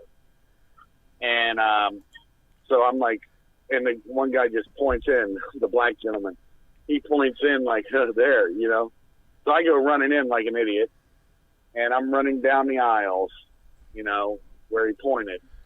And as I get to the end of the aisle, I'll never forget, I looked left and then looked right. And I'm like, huh? And it was like, the only way I can say it looks like smoke, but it was like from the torso up, it looked like 2 arms. It was not perfectly formed either, and like a head shape. And I was like, oh, it's smoke. And so I run towards it. I'm thinking maybe a fire, but I remember thinking how odd it looked. But I ran towards it, and all of a sudden it turned and went right through a big freezer door, because that's where they kept, their frozen items for shipping over. Anywho, I found out the backstory on it afterwards. So I get there, and now the freezer door, they seal. There's no cold coming out of that freezer, but it was ice cold when I went through where that thing was at. And I jerked the door open, and it looked like he just disappeared right through the door. And the damn thing, as soon as I jerked it open, sort of looks at me sideways, and the head was a little more defined like a head, but you couldn't see a nose or eyes or a mouth or no shit like that. But you could tell the head turned and looked at me, or maybe it turned away, I don't know. But anywho, damn thing just disappeared. And that was in a still refrigerator unit. Well, afterwards, I get out there and I'm talking to the guys. I'm like, it was, smoke. It was something. And the gunny shows up and he's like, so what'd you see? And I told him. He goes, well, that's just because in not World War II, in Vietnam, that warehouse was used to store bodies coming back from Vietnam to fly out of Kadena. And so they say it's haunted. And the only other story I have that's similar is a funny story. I got in a little bit of trouble over it. But the old barracks that they had, they were tearing down the last of them. But there was one they had just removed. They all had kitchens attached at the end of them. And they moved this freezer. And there was a roach. When I get called in there, I guess they didn't call pest control or nothing. They just called the MPs and said there was something in there. And, of course, I showed up. And when they pulled that freezer out of the way, I swear to Christ, as long as my beagle dog, there was a flipping roach. And I quickly panicked when I saw it, pulled out my .45, went, and got in trouble for firing the gun inside there. But killed the roach. That's the story. Yeah, I think a 45 round would definitely do in Mr. Roach. We were talking earlier, Kaiser, about actual UFOs, things that you have seen in the sky. I would guess predominantly at night, although they sure as shit happen during the day. Is there anything that's up in the sky that you may have seen that would qualify as a UFO? Because I'm seeing more these days. Well, my wife and I were coming home off 70 from Columbus, and there were cars pulled over along the highway, and we're like, what the hell? And so we pulled over, and there was 2 red lights moving autonomously from each other. And the interesting thing was we watched it, and it's unidentified because I never seen nothing like it. But it doesn't mean, if you're going west of Columbus, you have Wright-Patterson and Rickenbacker in Columbus. Yes. So it could be helicopters dancing, it could be whatever, but there was no green lights, no white lights. So, it was just something unique. They were just sort of going around in little figure eights, and they were doing it for probably 10, 20 minutes, and 10, 15 minutes roughly when we got there. And the people in front of us was like, look at that, man, that's cool. And then they just disappeared. So, I don't know. That's what I saw. I wish I knew then what I knew now. My dad, as people who listen to the show know, fought in World War II. And he flew B-17s for the Mighty Eighth and did his missions and came back. And he would not talk to me about what had occurred to him. He brought some items back with him from the war. One of them was a firearm that was marked all up in various German markings, a Walther. So he did bring some things back from the war. When he came to the United States after he completed his missions, he became a flight instructor in a B-25, which is so weird because they put him in B-17s. Anyway, having said that, he was in the U.S. Army Air Corps, the U.S. Army Air Force, and the U.S. Air Force. He made bird colonel, and we were transferred from Sacramento, California, to Wright-Patterson Air Force Base. What I did not know until sometime later was that he was in Roswell, New Mexico, in 1947. He was assigned to Roswell. Now, at the time, Roswell was just a little dinky air base. I don't even think it didn't. I think it was just called Roswell Field. There was no Air Force base. Right. Then he was assigned to Wright-Patterson Air Force Base. My dad wasn't around all that much when I was growing up. He went to the Pentagon quite a bit. He went to all sorts of bases all around the United States. But for his final, 3-4 years, something like that, we lived on base at Wright-Patterson Air Force Base. And colonels, as everybody knows, especially you, Kaiser, would know this, colonels in the Pentagon are a dime a dozen. Colonels shine... Yeah, like private. Yeah, colonels shine generals' shoes, essentially, because the Pentagon is rife with admirals and generals. That's just the nature of the beast. He was a bird colonel living on base in this, the home in which we lived was 4,000 square feet, 2 stories with a basement, brick, and it was only for generals. And we had, the guy next door was I can't think of the guy's name. I think it was Deschelle or something like that, who was the head of the hospital at Wright-Patterson Air Force Base. Or it was the chaplain, one of the two, I can't remember. But he was a fairly high-ranking guy. And we had generals over to dinner all the damn time. But I didn't put 2 and 2 together about any of that until after Dad passed. Number one, Dad never would talk about any of that stuff. Never. I started to try to get him to talk about it on a cassette recorder, and then he kind of lost interest in that. While I was on Wright-Patterson Air Force Base, if only I knew then what I knew now, I was probably, because I used to ride my bicycle all over Wright-Pat. I was one of the few guys that got to, before it became an official museum, and they were able to put this in there, I got to sit in the XB-70 Valkyrie. Oh, wow. When I was a kid, because I used to go to that place all the damn time. And they got tired. They either got tired of me or they liked me. I'm not sure which. But I actually got to sit in this thing. And it was, oh my God, you can't believe how cramped and how small that thing was. But at Wright-Patterson Air Force Base, at the time, this was 71?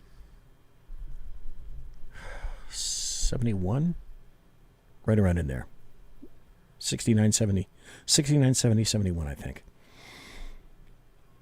Hangar 18 was there. Fortech was there. Fortech is the Foreign Technology Division that some people theorize was started to analyze what it was that they found from Roswell and subsequent findings. I was this far from who knows whatever the hell they had on Wright-Patterson Air Force Base, and my dad was in Roswell, and my dad was in the Air Force. So I always wondered afterwards, because I'm stupid, I'm as thick as a brick, I never put it together that my dad, as a colonel, somehow got sufficient privilege to live on base in this beautiful house. And the linkage that I put together was, did he have something to do with Roswell and Wright Field at the time, that somehow this was a end of career, nice payback for him?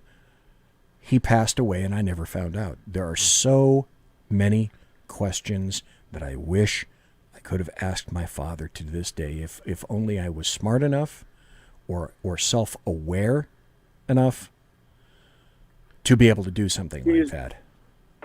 BZ, when was the last time you were at Roswell? Or not Roswell, Wright-Pat?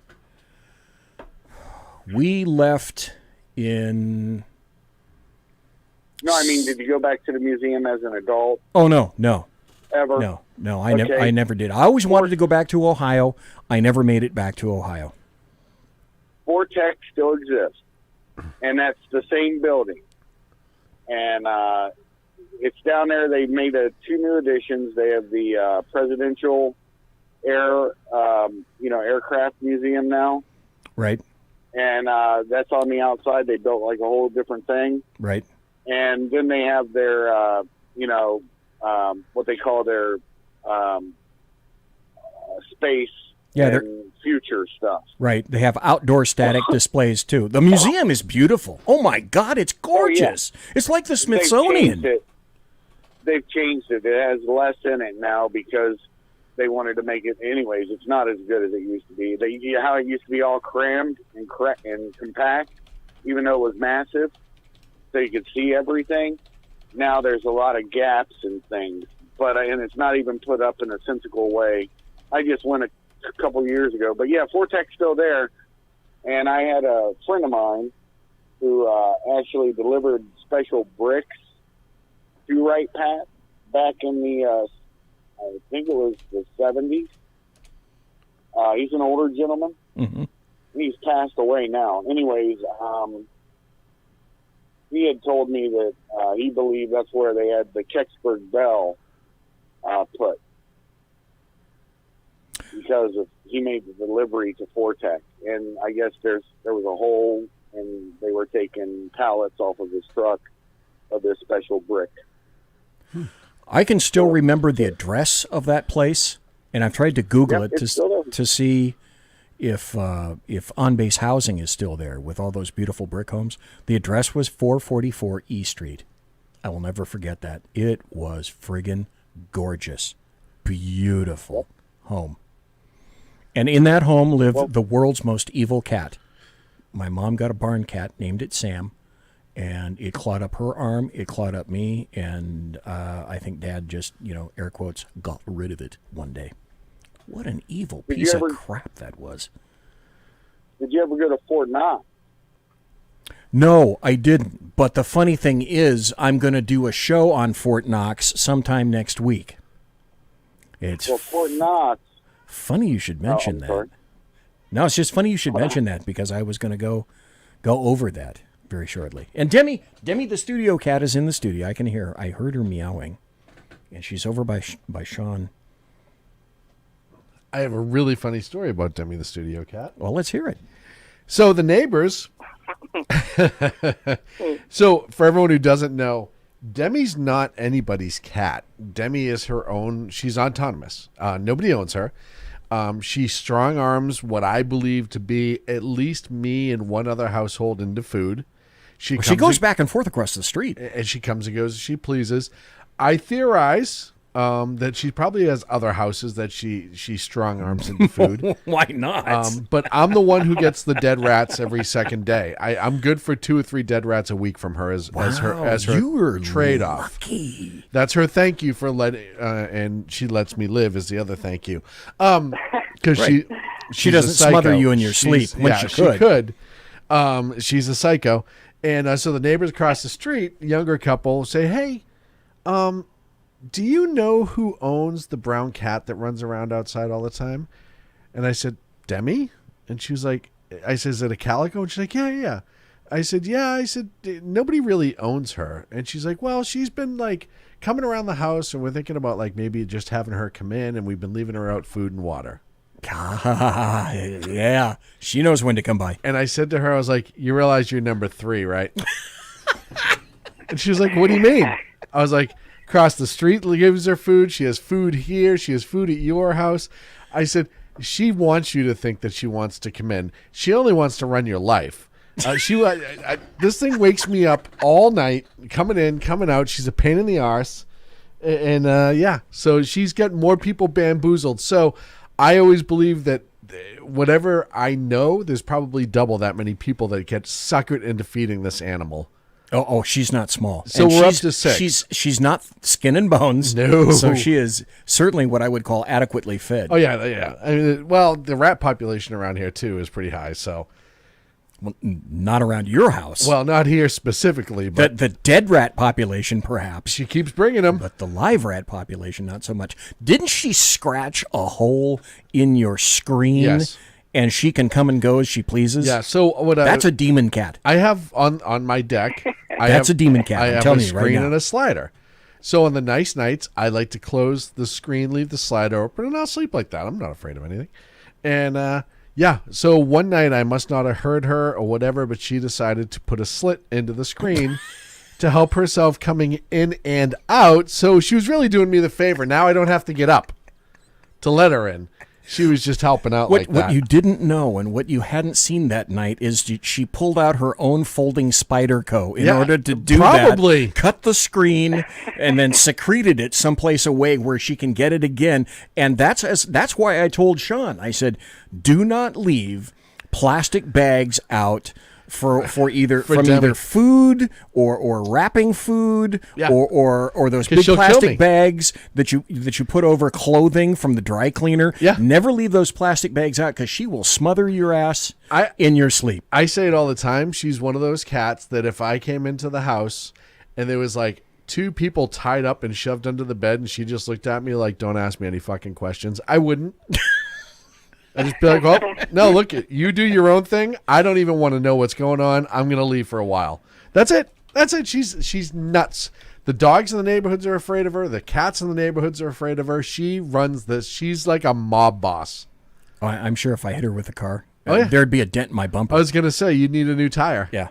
And then she'd be in here bitching at me. Oh, yeah. Did you hear that fat son of a bitch did? You guys talking about cats, I got to tell you a funny cat woman story. There's a park me and my wife go camping at, Buck Creek, and this crazy as we're leaving one day, there's dumpsters, right? And they like have a way that you have to fill up the dumpsters because of the raccoon infestation. And as we're pulling up, this crazy woman's pulling out boxes of cat food, and there were like cats around. And this is about dawn, okay? And so she's just sprinkling the cat food out. And like I said, it's dawn, the crack of dawn. So it's not yet daytime.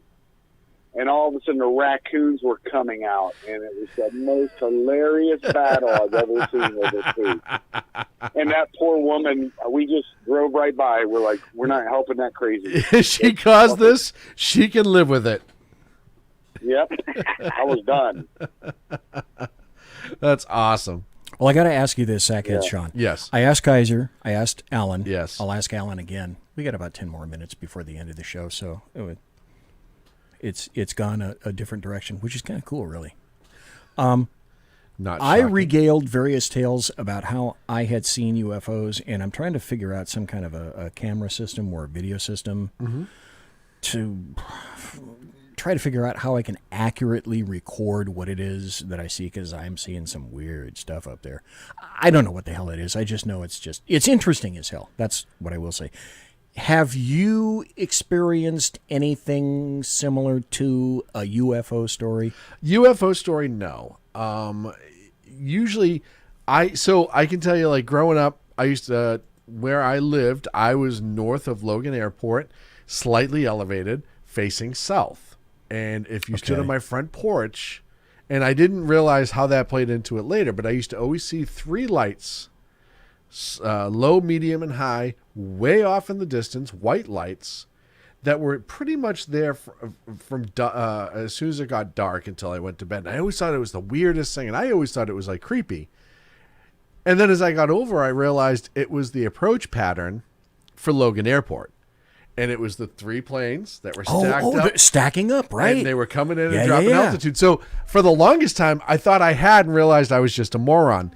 But most of I have more ghostly style interactions. Okay, great. Let's hear 'em. Let's take off with any of that stuff. One of the youth groups I was involved in rented out an old Odd Fellows Hall. Okay. Now everyone who knows who the Odd Fellows are, they're strange, very odd. Mm-hmm. No, now they're more like along the lines of what's the word? Would they be like Freemasons? Yeah, are they aligned with the Freemasons? No, I do not know. I don't know if they're aligned with the Freemasons, but the same idea of the Freemasons, or at least the reasonable Masons. They have their own rituals. They have their own beliefs, et cetera, et cetera. We rented out an old Odd Fellows Hall in the youth group I was a part of. That Odd Fellows Hall in Boston, what could have been in this that was, place. or in the city I grew up in, which, by the way, was the first city to ever declare independence from England, but that's neither here nor there. Nice. The Odd Fellows Hall was built in a hall was housed in a hall that was built in the early 1800s. So it was all brick and stone. It was gorgeous. But as you can imagine, there were rituals that were done there. When we moved in, within a couple of months, we found a skeleton in one of the third-story attics all the way in the back in a coffin. In which coffin in the attic. Yes, all the way in the back. So there was the main floor, there was the second floor, and this was elevated up off the ground. And on the third floor attic, had a very precarious entryway to it. It was kind of hidden and around like a false corner. It was just in a weird spot. And so we found a full skeleton in a coffin. In which by the way, there were pictures in which the skeleton may or may not have been staged in certain positions. At one point it was playing a trombone or a trumpet, because people around us have senses of humor. Yeah. But when we called the Odd Fellows to say, hey, we think you forgot something. Would you like your brother back? They were back in like 20 minutes and they weren't anywhere close. And there was like 8 of them, and they like rushed in, grabbed it, and rushed out. And I'm like, first of all, how do you forget a skeleton? Yeah, my second question is, who the hell is that skeleton? Yeah, that you are that responsive for. And how are you old guys just whipping that coffin around and running it downstairs like it's nothing? There was a lot of weird with it.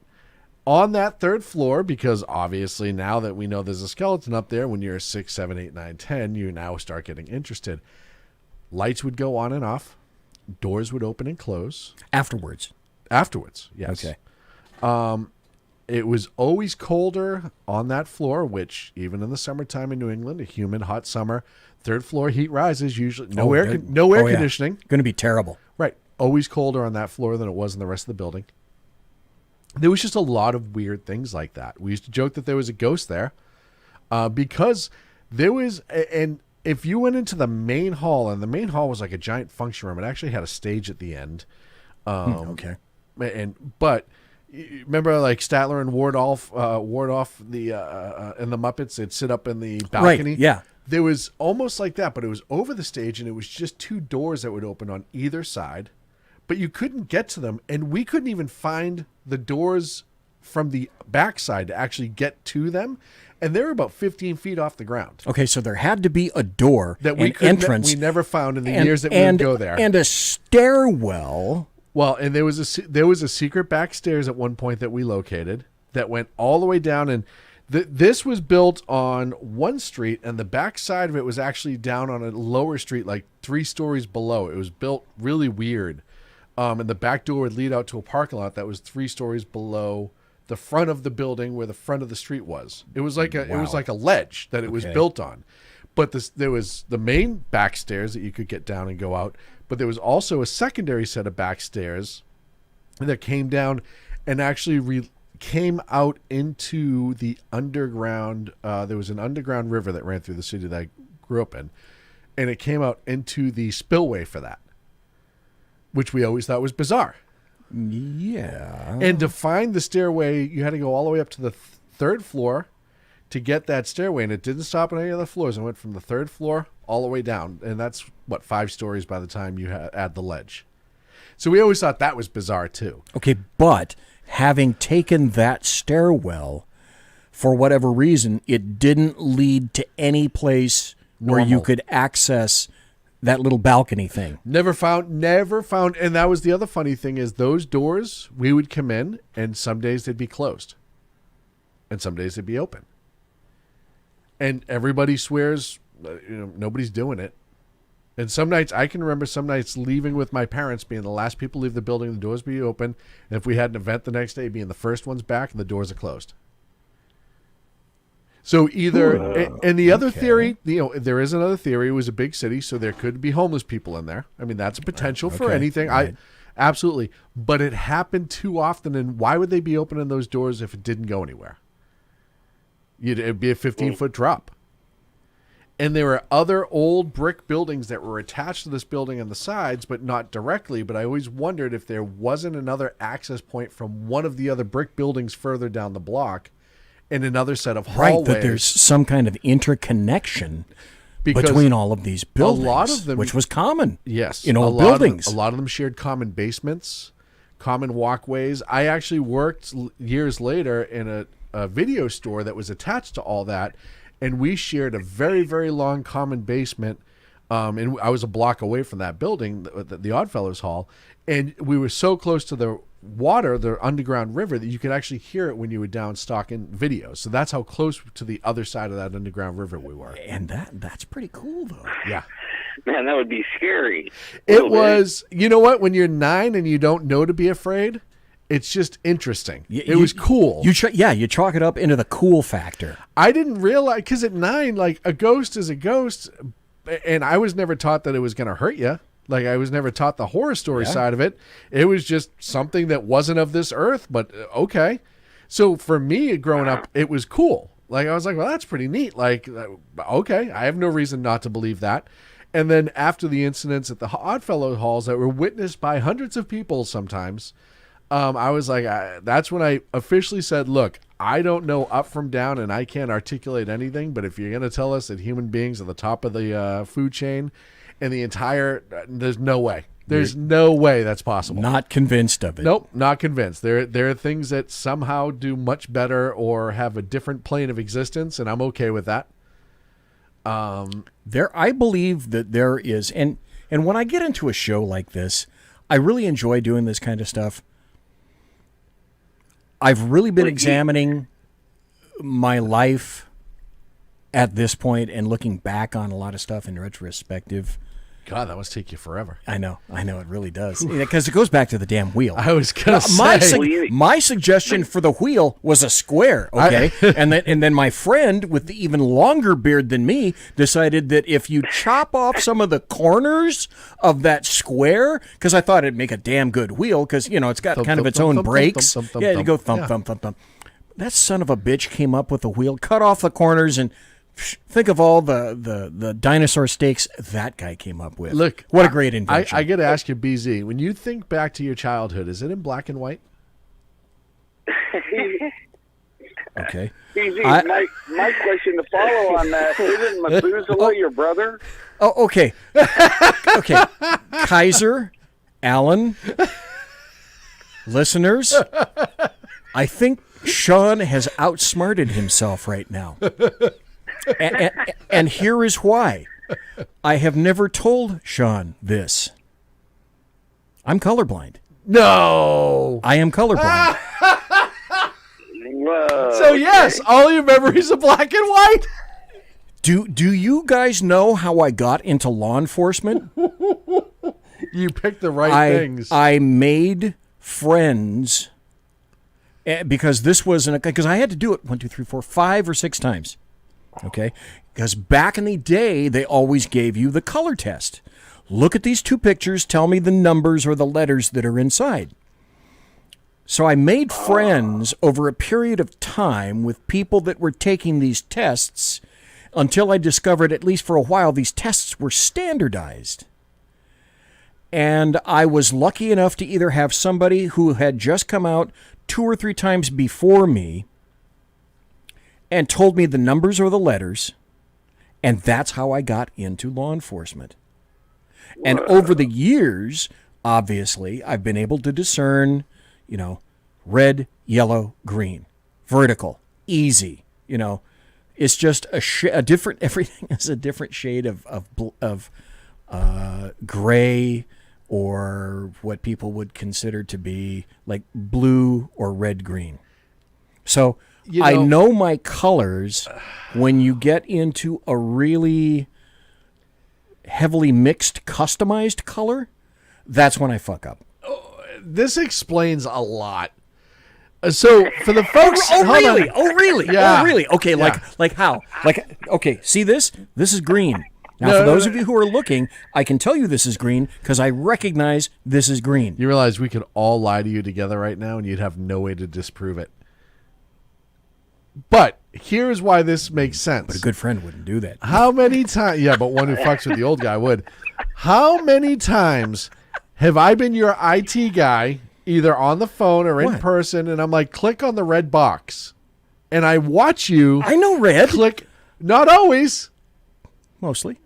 And I'll watch you click all over the place, and I'm like, no, left, down, down, down, down, down, down, down, right there. How many years has this been, BZ? 4? 20 minutes. No. How long have I been helping you with technology? 4 years now. Ever since I've been in this studio. Yeah, so we've been going on 4 years. And you son of a bitch, you never told me this. Well, okay. Why? Because you watch me have a friggin' aneurysm trying to help you? Okay, I'm not Jeff, all right? No.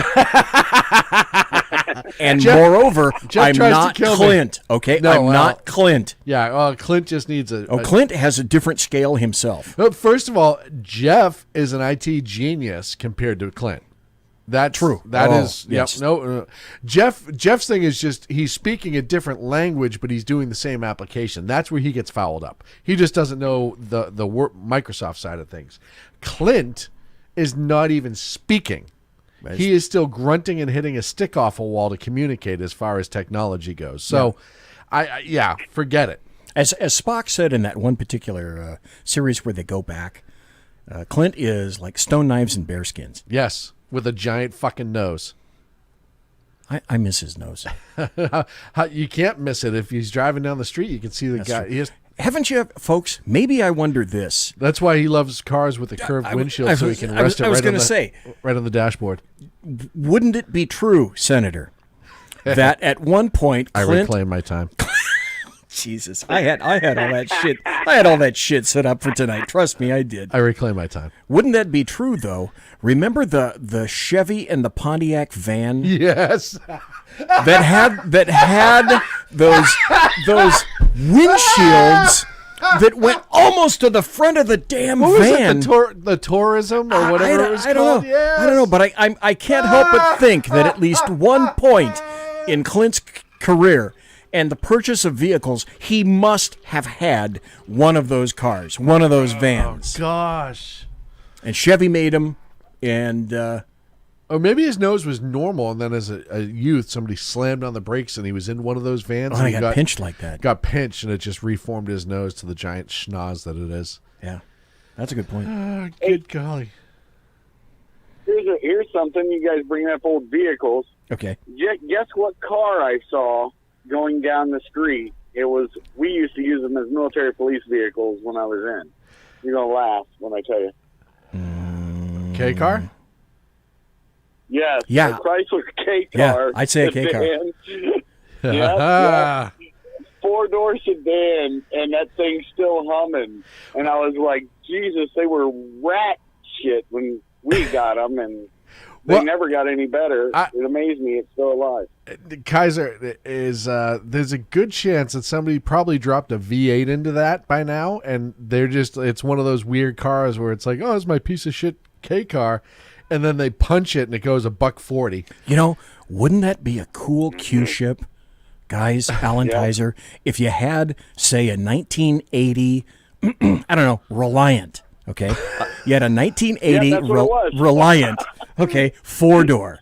And then some snake, because I don't know if you guys remember this. This was the first Chrysler Mitsubishi alliance that they had, and all the engines in the K cars were manufactured by Mitsubishi. Mitsubishi, yep. And wouldn't it have been great if someone had been able to screw with the firewall, kick all the stuff up, and put, I don't know, just like what they would put in the Cobra, or what they put in oh God, what's the car that Get Smart had? Oh, they had a 289 V8 dropped in those things. Yep. Or if somebody had one of those little 302s that they used to put in a Mustang, and you bored it out a little bit, and you put a hot little V8 in one of those K cars. We turn it sideways, is what a lot of them will do. Because I know somebody who did that. I bet it would. I know somebody who did something like that with the Pinto. Smoke people off the light, and the strange thing is that all of a sudden the rear wheels of those things are smoking, not the front. The rear wheels on a K car nobody would know are what smoking. to do. Yeah, it's like But I know somebody who did that to a Pinto, and they had essentially had to mount the engine in at an angle and then rework all the gears. That's a lot of work for a Pinto. Yeah, but it was awesome. Oh. I did see an old Buick. I don't know if it was a LeSabre or Regal, like an 82 wagon the other day, and it sounded exactly like you think it would. Horrible. Nice. Horrible. Nice. It was, the ass end was dragging down the street. It was one of those cars that the guy who was driving it, who had he was like 92 or 40. I couldn't tell because of the amount of cigar ash that was all over his face. It was floor to ceiling, like recycling cans and newspaper. And the ass end was dragging on the ground as it went down the street. And that guy, I swear to God, he was playing Neil Diamond. That was the one thing that you can hear over the radio. And I said, that guy's living his best life right now. There's Little Sweet Caroline. It was actually Forever in Blue Jeans. When I was a kid, the car we all wanted was the Highway Patrol with the 383 Magnum with the 400 Magnum transmission. And that was the car we wanted. My first ever cop car was a Dodge Monaco with a 440. It was a 74 Dodge Monaco. If you ever see the Blues Brothers, it was that car. Cop tires, cop brakes, cop suspension with a big plant. And those were great cars, but dangerous cars. They were very fast. Yeah, like that. Couldn't turn or stop to save a life, though. The brakes were terrible. But the cool thing about those cars is when they idled, I lived for that sound. It was blah blah blah blah blah blah blah blah blah blah blah blah blah. It was fabulous. And Sergeant Booker in SHR chat says, Sunbeam Tiger. Get Smart had a Sunbeam Tiger. Wow. And Sergeant Booker is right. Sunbeam Tiger, and it had the 289. The Sunbeam Tiger, only the Tiger had the 289 in it. And that was what was unusual about the Get Smart Tiger. The Get Smart car. Yeah, look at that. That is they're awesome. actually kind of a nice looking little car. Yeah. I can remember before I was born, my old man had the Austin Healey with the 4-speed overdrive that he had somehow imported. You telling stories about your father in the military and Right. not being sure. My father's got some of those. I'm not sure what he did. He told everyone he was a weatherman, but he spoke Russian in his sleep. And he was in during the Vietnam War. And he would leave for like a year at the Weather. time and not be able to write my mother or receive calls or she couldn't come Intelligence. visit. But he never left Offutt. Weather. Yeah. He never left Offutt. He was a weatherman at Offutt. Intelligence. But he spoke Russian in his sleep. So that was Weather. weird. But again, my old man was one of those guys that if you told him like, hey, you can't ever tell anyone this again, he's like, oh, okay. There's no questions asked. Like, you just, all right, that's what I'm supposed to do. Don't you wish you did? And folks that haven't done this before, don't be me. And I don't know if it's going to include Sean or not because I'm going to ask you in a second. Don't be me. Find out all you can about your parents right now. While they're still alive, ask your dad what he did. Ask your mom what she did. Find out about your family. Don't go into this bullshit 21andMe stuff. No, ask your parents. Ask your friends. Ask your family. Who is who? Build your own lineage. Now, you can go to Ancestry.com. You know, that's something entirely different where they don't take your DNA and then sell it. Right. Or keep it in a repository. I will never give anybody's my damn DNA because the first thing that's done is like a home mortgage. It gets sold to somebody else. But before your parents die, find out everything you can about them. That's my biggest regret. Well, and my mom, she was adopted as a baby. And actually, it was through one of the DNA testing that she actually found her birth parents' family, and she's been working on that for the last year and a half. So that's cool. Biological grandfather was a merchant marine, before, after, and during World War II, but Irish heritage, obviously. So she's slowly starting to learn more about that. I have a pretty good grasp on my father's side, other than what he did during the Vietnam War, which has always led to speculation. And even to the day he died, or the day before, I asked him if, come on, level with me, were you a weatherman? He just smiled and just didn't answer. Yeah. So, but my dad, I have a pretty good grip on, and my mom, we're finding out more about it. Now, her parents, which were the people that technically adopted her, but those were my grandparents growing up.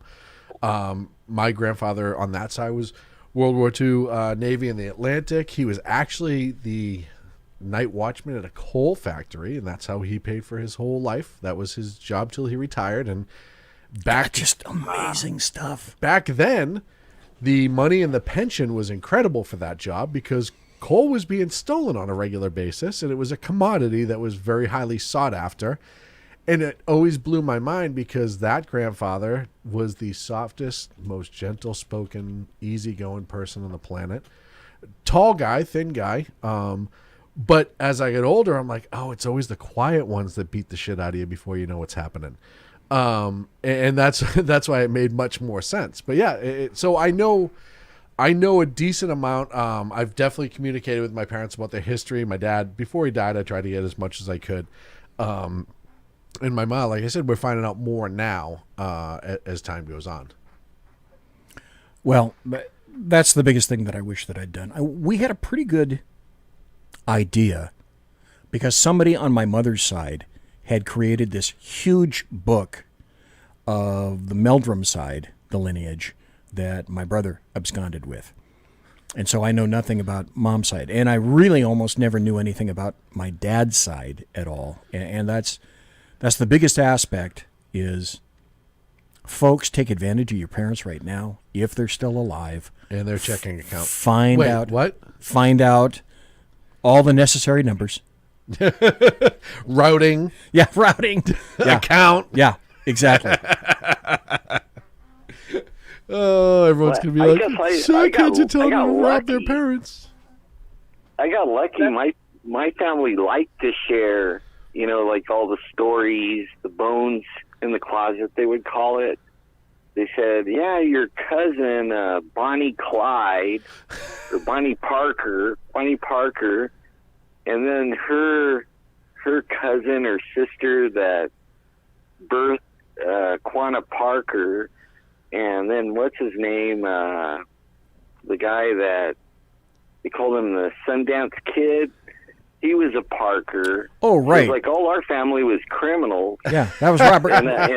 So you know everybody Robert wanted to talk about Redford. the family history. Yeah, Huh? you know either Robert Redford or Paul Newman then. I never met him, but I guess they played the family well. Yeah. Whatever. I mean, Here's another strange thing from the BZ side. I think I've said this before on the show, but it was just bizarre. My dad's family, he was born in Minnesota, Minneapolis, as a matter of fact. He always considered himself to be a Texan. And I discovered that he was not born in Texas, although he claimed Texas. Was a big fan of Texas for many, many years. Man before his time. Yes. But they did live in Dallas for a while. And he had two other brothers. There were three of the BZ brothers. And during World War II, Dad, who was the eldest, went into the U.S. Army Air Corps. Bill, who was the youngest, went into the Navy, and Jim went into the Army. Each one chose a different branch of service. Dad finished as a colonel in the Air Force. Jim, I think he left the Army after World War II. And Uncle Bill went down on the USS Yorktown. Oh, no kidding. Survived, but went down on the Yorktown during World War II. That's insane. Which is just, and all the stories that you know those guys must have. So if you have, folks, if you have family members that have served or have been in various wars, sometimes they'll talk to you about it. Sometimes they won't. My dad did not. So my grandfather on my dad's side would, and he was in the Pacific. Highly Pacific. Oh my God, what a hell! Highly opinionated about the Japanese until the day he died. And my other grandfather was in the Atlantic. He didn't talk at all. But when we'd have a family event and those two would get together, they would sit off in the corner and just talk for hours. And it was really amazing to see the connection they had being totally different. My grandfather on my dad's side's kind of like me, loud, boisterous, like, just you're very quiet and unassuming. just really. But for those two, when they got together, they would always just find their own little corner and they'd be off talking, and that's what they were talking about is World War II. And it was always amazing to me. Now, I can tell you in my grandfather's basement, he had a samurai sword off a dead Japanese officer. Wow. And a Japanese flag that was captured. Wouldn't you like to have that stuff? So, and he acquired, because after World War II, he got into construction. A lot of things were acquired through trade. He acquired a Walther with the German Navy stampings. Right. And I always thought that was amazing, too. And a dagger. I also have a dagger, a German dagger from Dad from World War II. I'm sorry, Kaiser, did you say something? I'll tell you something that's interesting. Another thing that's the veterans, like I know all the family on my Kraut side, but not on my Dago side. I've never met them. But here's the funniest part about them is my Opa would talk to other veterans, and it was cool because anybody who was a veteran could go to the VFW, had to show proof of your veteran stat. Mm-hmm.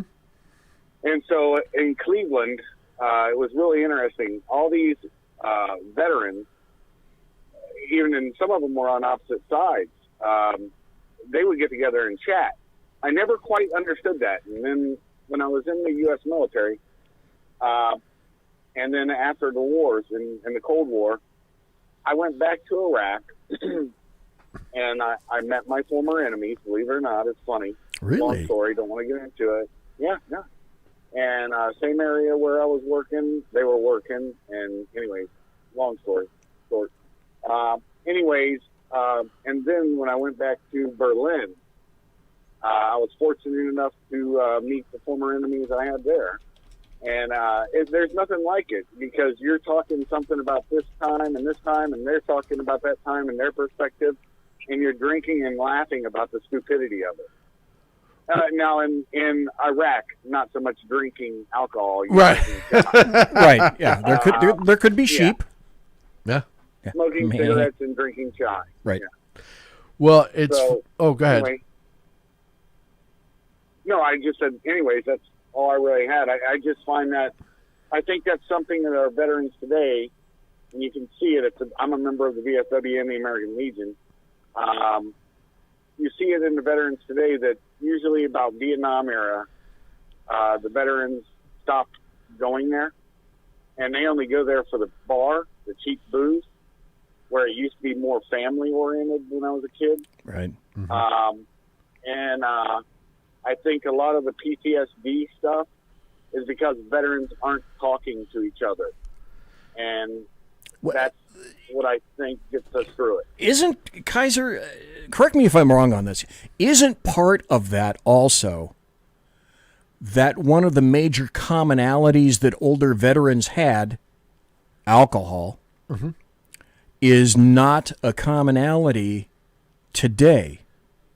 Or am I speaking out of turn? In other words, I think you're right. What social link would there be? Because my guess would be VFWs are having a tough time to try to get all the new veterans in. But what linkage would they need to relax, open up? Would it be vaping? Would it be... I don't know. I have no idea. I'm so far out of that realm. I wouldn't know what you could offer a new veteran in a VFW that would make them calmer and comfortable in a setting like that. I don't know what that would be. I don't... Well, see, go ahead. My last service was the Gulf War, and then, Okinawa was my final year, and then National Guard for another 8 years, but Army, Marine Corps, and National Guard. I'm old school, and I'm 52, man. And, some Gulf War veterans did go into the American Legion and VFW. Right. And it was still a small proportion, and they'd always try to have us get interested in it. And even some of the unit clubs, like the 37th Brigade, or it's not brigade anymore, whatever it is, 37th, it's the Flaming Assholes, the patch. It's red with a white ring around it. Anyway, circle. That's, awesome. They call it the Flaming Asshole. 37th Division, that's what it is. Anyways, 37th Division was parent to one of my units. Anyways, in lineage, you know how military lineage passes down, and then it moves around and goes up and down because of unit changes. Okay. The point is, you can't find new veterans that get into what is the existing division's line. They don't want to join it. And they're too busy on social media. They're also too busy on video games. My son's in it, and he tells me about the air wing now compared to, the air wingers I knew when I was in the Marine Corps.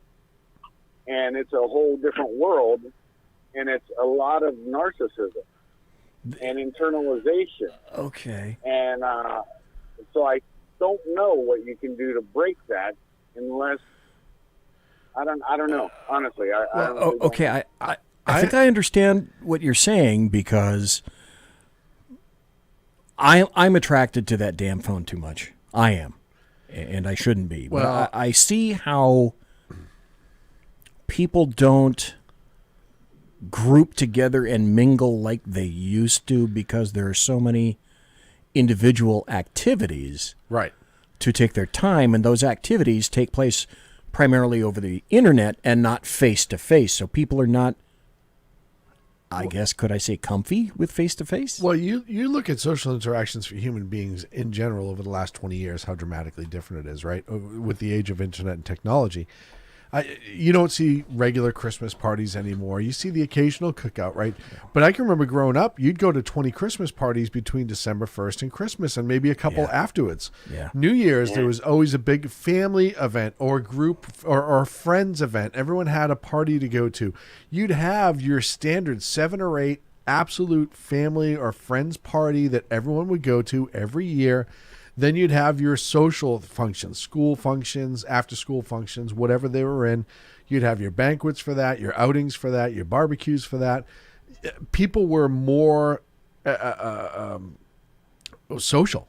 They had better social skills. They had more social interaction. They weren't afraid to actually have a conversation.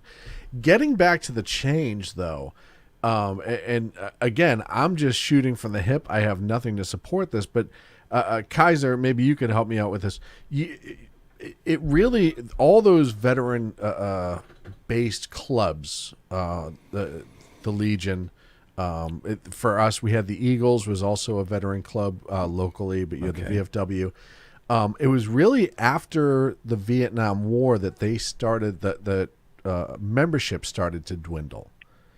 Right. And part of that, I've always thought, because I talked to a couple of the veterans about this, because I've noticed that too. You see the age gap when you go in with somebody or whatever, you see the age gap is tremendous. And they'd always said is, after the way the soldiers were treated after Vietnam. That's what I would have guessed. Nobody wanted to be seen going into it because it could affect your job if you had somebody that was a war hater or whatever. So that created that first gap, and then once you lose popularity in something like that, it's really hard to get it back, because veterans tell other veterans, like, hey, come go down to VFW and play cards with us on Friday night and hang out. Whereas when that veteran isn't there to say that to that younger veteran, he doesn't know to go. And you can have, and it's just like law enforcement and firefighting, you can have all the advertisement you want, but it's no different than somebody who did what you did, who walks up to you and be like, hey, this is a good, safe place for you to go to. Sergeant I agree. I want to mention this. Sergeant Booker in chat, yes, in SHR chat, says, or it's the phone, how veterans stay in touch with buddies across the country. And I get that. And I wanted to go to Sergeant Booker because I am in the process of trying to contact one of my sheriff's department friends named Ted, and I wanted to get, what's this organization called? He represents Copline. That's what it is. Mm-hmm. For cops, especially these days, that are going through the incredible craziness that cops are going through. And so I hope to have a representative, either Ted or someone else from Copline, on. That would be awesome. To talk about the various stresses that cops are enduring and have been for quite some time. The other thing, Kaiser was going to answer, because I asked Kaiser a question specifically, and he didn't get a chance to answer. Okay, Kaiser, what's the answer? And then I have another question for you. This dovetails along your thought line. Police are going through what the Vietnam veterans went through. Okay? Exactly. Being vilified by the same fucking people. Yes. Yeah. And it's the Marxist communists. And they are now more acceptable. And the problem with technology is the doxing, the bullshit, everyone's a Nazi, everybody's in the Klan, all that kind of horse shit. And the way they paint I said this years ago. I said, when everybody's a Nazi, nobody is. Yeah. And but it works both ways now. Instead of it being violent, mob, riots, which is what they are, they don't call it like that because the useful media idiots, and they did the same thing to the Vietnam vets, the same fucking people, and the same politicians. I'm going to have to calm down for a second. And this is just redo. And they don't understand the thin blue line, and I've said this, and it's so thin.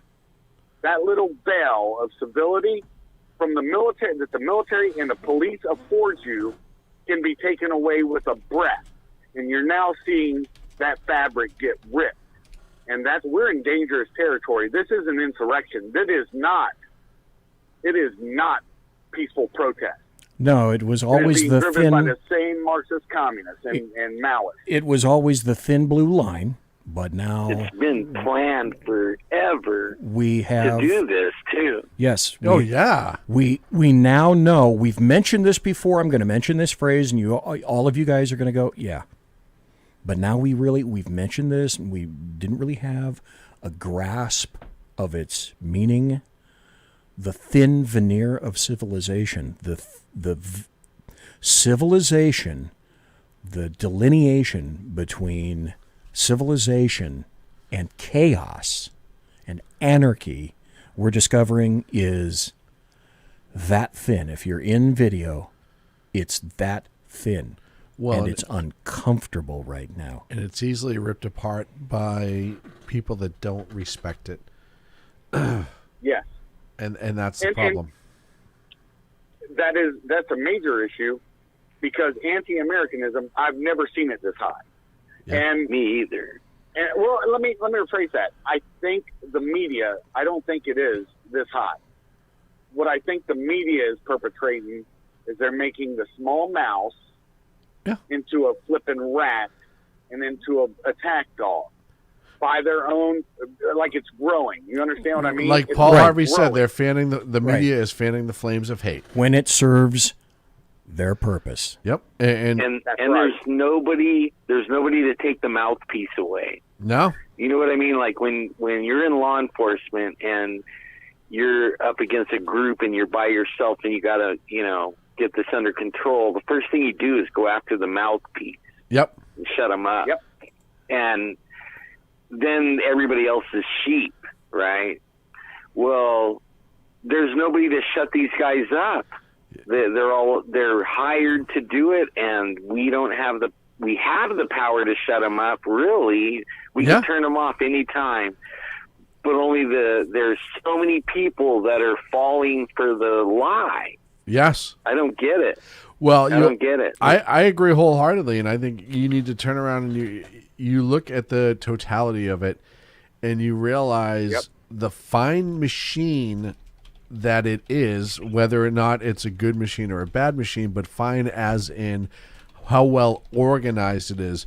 You have the people at the top who are saying, this is the change we want. We have the useful idiots who will get whipped into a fervor whenever we want them to because all we have to do is highlight this one incident. Then you have the media saying, well, these people are the victims and we should all be angry about that. And then you have the nameless, faceless problem, in this case, law enforcement, who people will not walk into a room and be like, see that cop Billy right there, Billy Jones, I think he's an asshole, and walk out. They're too afraid. They won't be man up like that. But to walk up and say that whole police department's full of assholes, people will do that because it becomes the straw man, right? You can tear down the straw man and not the individual. And these gutless little turds that will run in groups against 3 or 4 cops would never stand 1-to-1 with any one of those cops. No, and that's why the mob rules. Right. That's why the mob rules. Now the Democrats are the mob. Yeah. The Democrats are the mob, and they are ruling. And if you weren't convinced before AG Barr in front of Congress this week, if you were not convinced that the left has a very specific agenda in which they are going to exploit every single incident in which a person of color dies at the hands of a law enforcement officer, justified or otherwise, you're living with your head so far up your ass you can see the back of your teeth. I'd like to make an observation at this point for everybody. Alan, Kaiser, Sean, I have 2 audio cuts that I was going to play in the show, and eventually they all ended up back here, which is perfect because here's 60 seconds, and folks, it's a late night show. If you have kids listening, this is the time to pull them out. And if you're offended by strong language, tough shit. This guy says in 60 seconds what you wish so many other people had the guts to say. I can't believe you got to explain this shit to these brain dead ass Negroes. Yes. Well, don't your black life matter? Yeah. And you know why? Because I fucking say that it matters. Noticed.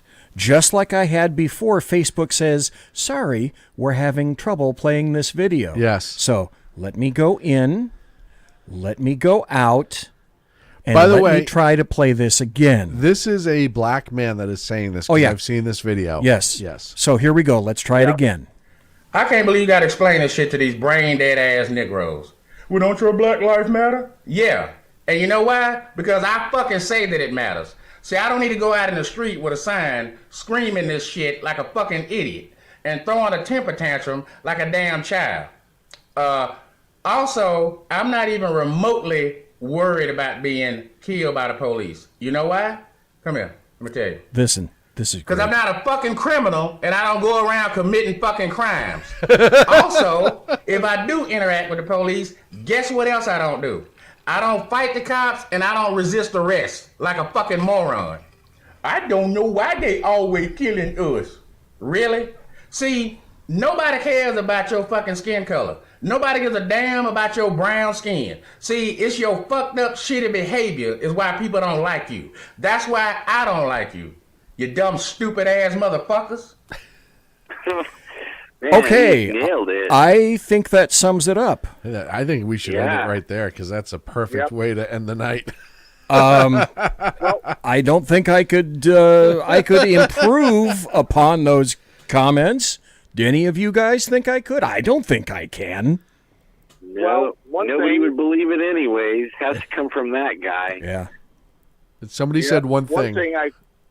One thing I think that needs to be highlighted. I noticed Piglosi is. Everybody forgets she's called these, and the media did it too. They were calling these soldiers, shock troops, stormtroopers. Right, stormtroopers. Using all those words to those agents. Okay, they used not. It wasn't just her. She used shock or stormtroopers. I've heard. Oh yeah. But the media, I'm saying, used all that terminology, and so the fact is, You had a senator call them the Gestapo. Yeah. They're trying to set up even our military. Oh yeah. The only thing that ranks and see the, anyways, that's what I had to say on that. Okay. This is being done purposeful. Yeah. No, this is all done with malicious intent. I said in 2020, and every time I get on the air, right here, I'll throw one final thing out for you guys, and then I'd like each one of you to comment on this. Okay. Because of that guy and others like him, and as Lonnie Poindexter and Ralph Chittum's told me, I don't give a shit about anybody's paint job. I really don't. All I care about is if you're a conservative. If you're a conservative, I have time for you. If you are not, I don't have time for you.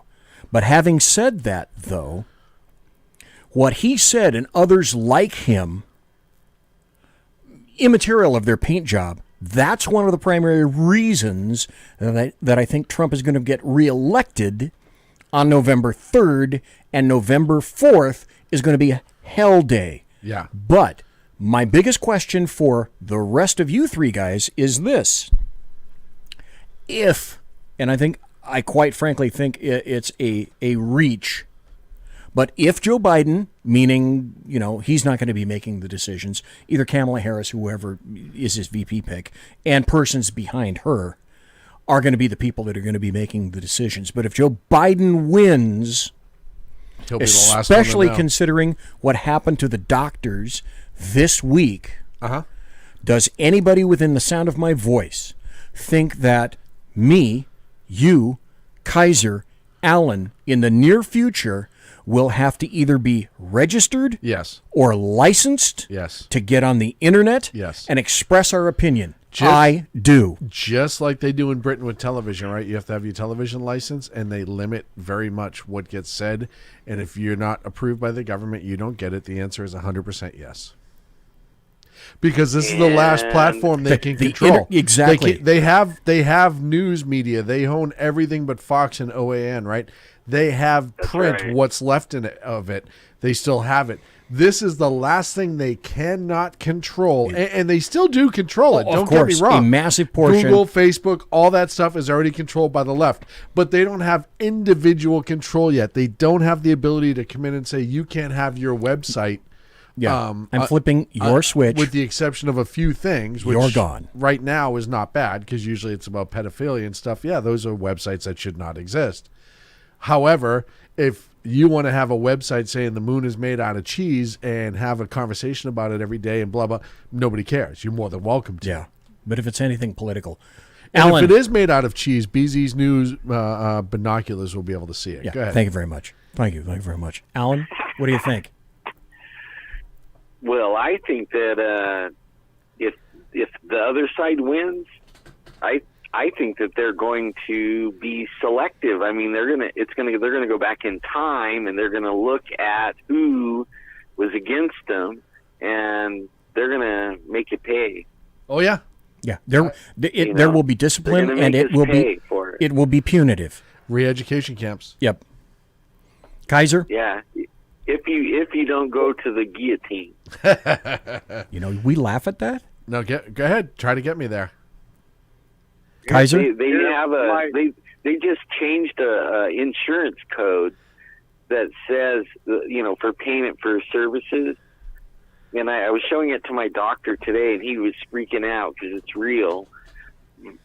For beheading by guillotine, there is a code. Not shocked. It just got put on in the insurance codes in June. Why the fuck not? I guess. At this point, they could add death by the steaming bull, and I'd believe it. So nothing shocks me anymore, sadly. No. Yeah, me either. But I mean, why? Why did they do it? Is that if they win, which they think they're gonna, that's that exactly might come why. into play. Yeah. That's exactly why, because then they can say we didn't do this after we won, so it wasn't intent. We put in the whole chop your head things off a couple months before we won, so there's no intent there. Right. Yeah, man. Kaiser, your thought about that? I think we're done, son. If they win. Here's how I look at it. We war game this stuff in the military and in the federal government. It's called the Bubba effect. And I always Called the thought what? it was silly and stupid. Bubba effect. Okay. How are you spelling that or saying that? I'm not sure that. Bubba. Oh, Bubba. Like Okay. Bubba. All right. Got it. Okay. I'm a little thick. Bubba effect. My hearing is terrible. Yeah. Andy's okay, colorblind. Yeah. Thanks. Yeah. But that at least made me laugh because this is a heavy subject. I just always, whenever we train for that shit, I'd be like, yeah, no, that's not even within the realm of possibility. And then under Obama, we had a couple things go down that everybody still doesn't really know the truth about. One was proof of functions for AI commands, and that was what was called Jade Helm. And anyways, don't want to get into all the past stuff. Operation Jade Helm, right? Oh, okay, Jade Helm. All right. Yeah. And anyway, so I'll get off that. The point is, the way AI has gotten, the way doxing has gotten, the way everything's been weaponized.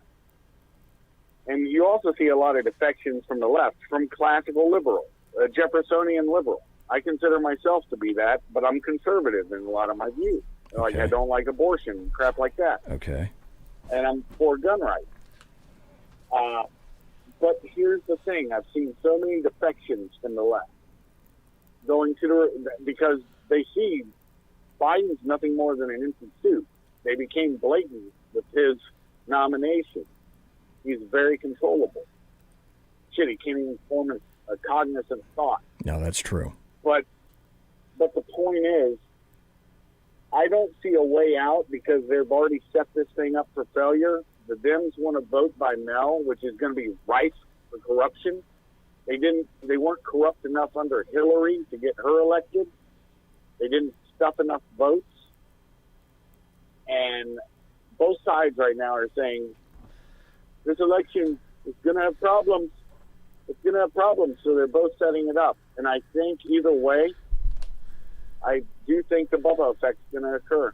We may actually see an uncivil, and when I say this, it's not like sides lining up like the Civil War. That's not what it'll be. It'll be a war at doorbell level. Yeah. Where, like Argentina, like so you're talking times. You're talking what? CQB, neighborhood to neighborhood? Yeah. They'll just target. It's Saul Alinsky tactic: isolate, target, destroy, and they do it right now virtually on the internet. And I do not think that they won't do it physically. Physical removal is an option to them, and then that will make the right. Unfortunately, that damn sword swings both ways and it cuts both ways. That'll make the right become reactionary, and it's not a good thing. That's my thought. Can I give you my final kind of tidbit on one of the possibilities I see get bigger and bigger every day? Yeah, what's that? I think that the Democrats picked Joe because Joe wasn't electable. I think the Democrats are feeding all of this outrage and insanity right now in order to get everyone fouled up, and then they throw out the idea of voting by mail, and it's a horrible idea and everyone knows it. That's their last kind of little bit of gas on the fire. So after the election, if Trump wins, which I think he's going to. I believe he will. If Trump wins, they're going to turn around and say, see, he wouldn't let you vote by mail. He stole this election. There's only one way to change what happens now. We couldn't get them in impeachment, even though we all knew he was a dirty rat bastard. Those damn Republicans wouldn't do anything about it. They can't be trusted. Now we have to take full actual action. And that's what I think. I think it's after the election, when all of those desperate people feel even more desperate, that's when shit will go south. Pelosi said that. Pelosi actually said those words. See? That they will physically go get him out and take him out. They don't tip hands unless they're confident. Right. I tend to be with all of you. I believe there is chaos coming. I don't know in what form or where. One thing I'm very active on Twitter, and one of the things I said on Twitter today is, I don't know what this will be. I don't know what it will look like. I don't know what event will do it. But there will, in our future, in general, America is packed with really good, tolerant people.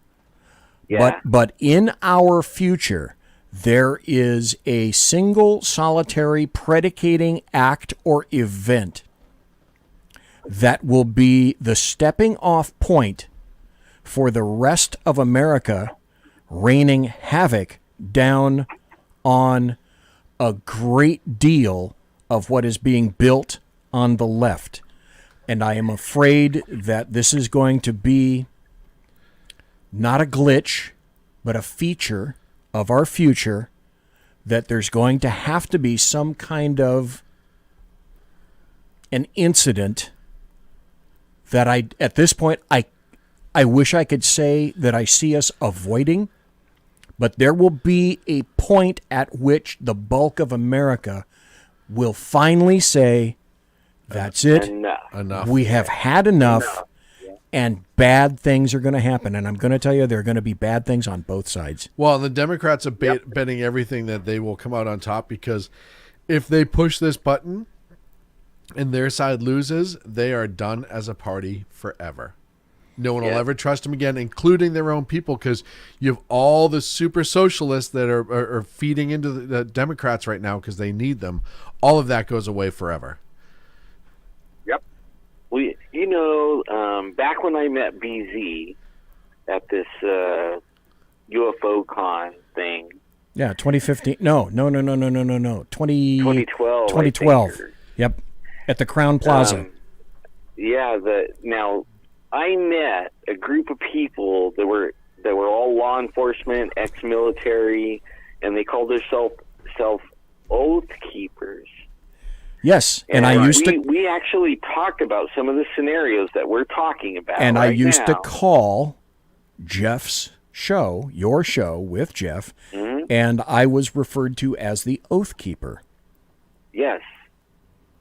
And that actually gave me a sense of security that there was people that took an oath and they were going to honor the oath when it came to this, they would not obey the order, like from the mayor or the governor or whatever, because it's against their oath. And I haven't seen a lot of that happening, and that's kind of like disheartening a little bit, because I think that could change the tide if everyone started seeing that, and more people would back that. You know what I mean? A lot of people would back that. I can tell you right now that even though I'm not on Facebook, I can still look, and there are many, many, many law enforcement groups, active and retired, that this is one of the primary topics at hand. That is to say, there's a guard of older and retired individuals who are saying something similar to, even when I retired, my oath does not expire, period, end of statement. Right. And I believe that there is a separate contingent of folks in law enforcement who see law enforcement as another job that if it doesn't please them, they can go and do something else. And they don't have the commitment to law enforcement that some of the others have had in the past. Right. That having been said, I'm not here to besmirch a large segment of law enforcement.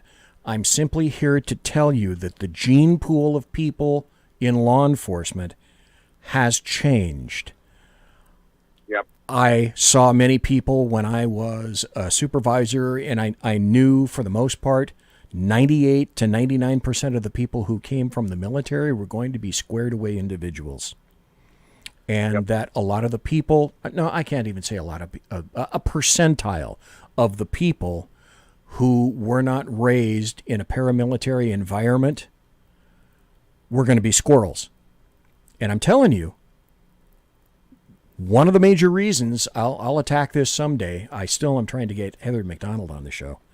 But I'm telling you that one of the reasons that you're seeing overreactions in the law enforcement community in terms of force is because a good portion of the pool that you're choosing for officers and recruits have never been struck in anger before. You try to attempt to train that out of them. You have a limited period of time with which to train in an academy, and they still revert to their upbringing, which is they've never been struck in anger before. And their reactions, they freak out. Their reactions are going to be over the top, and that is certainly true with the newer generations. And this is an issue that law enforcement will not talk to you about.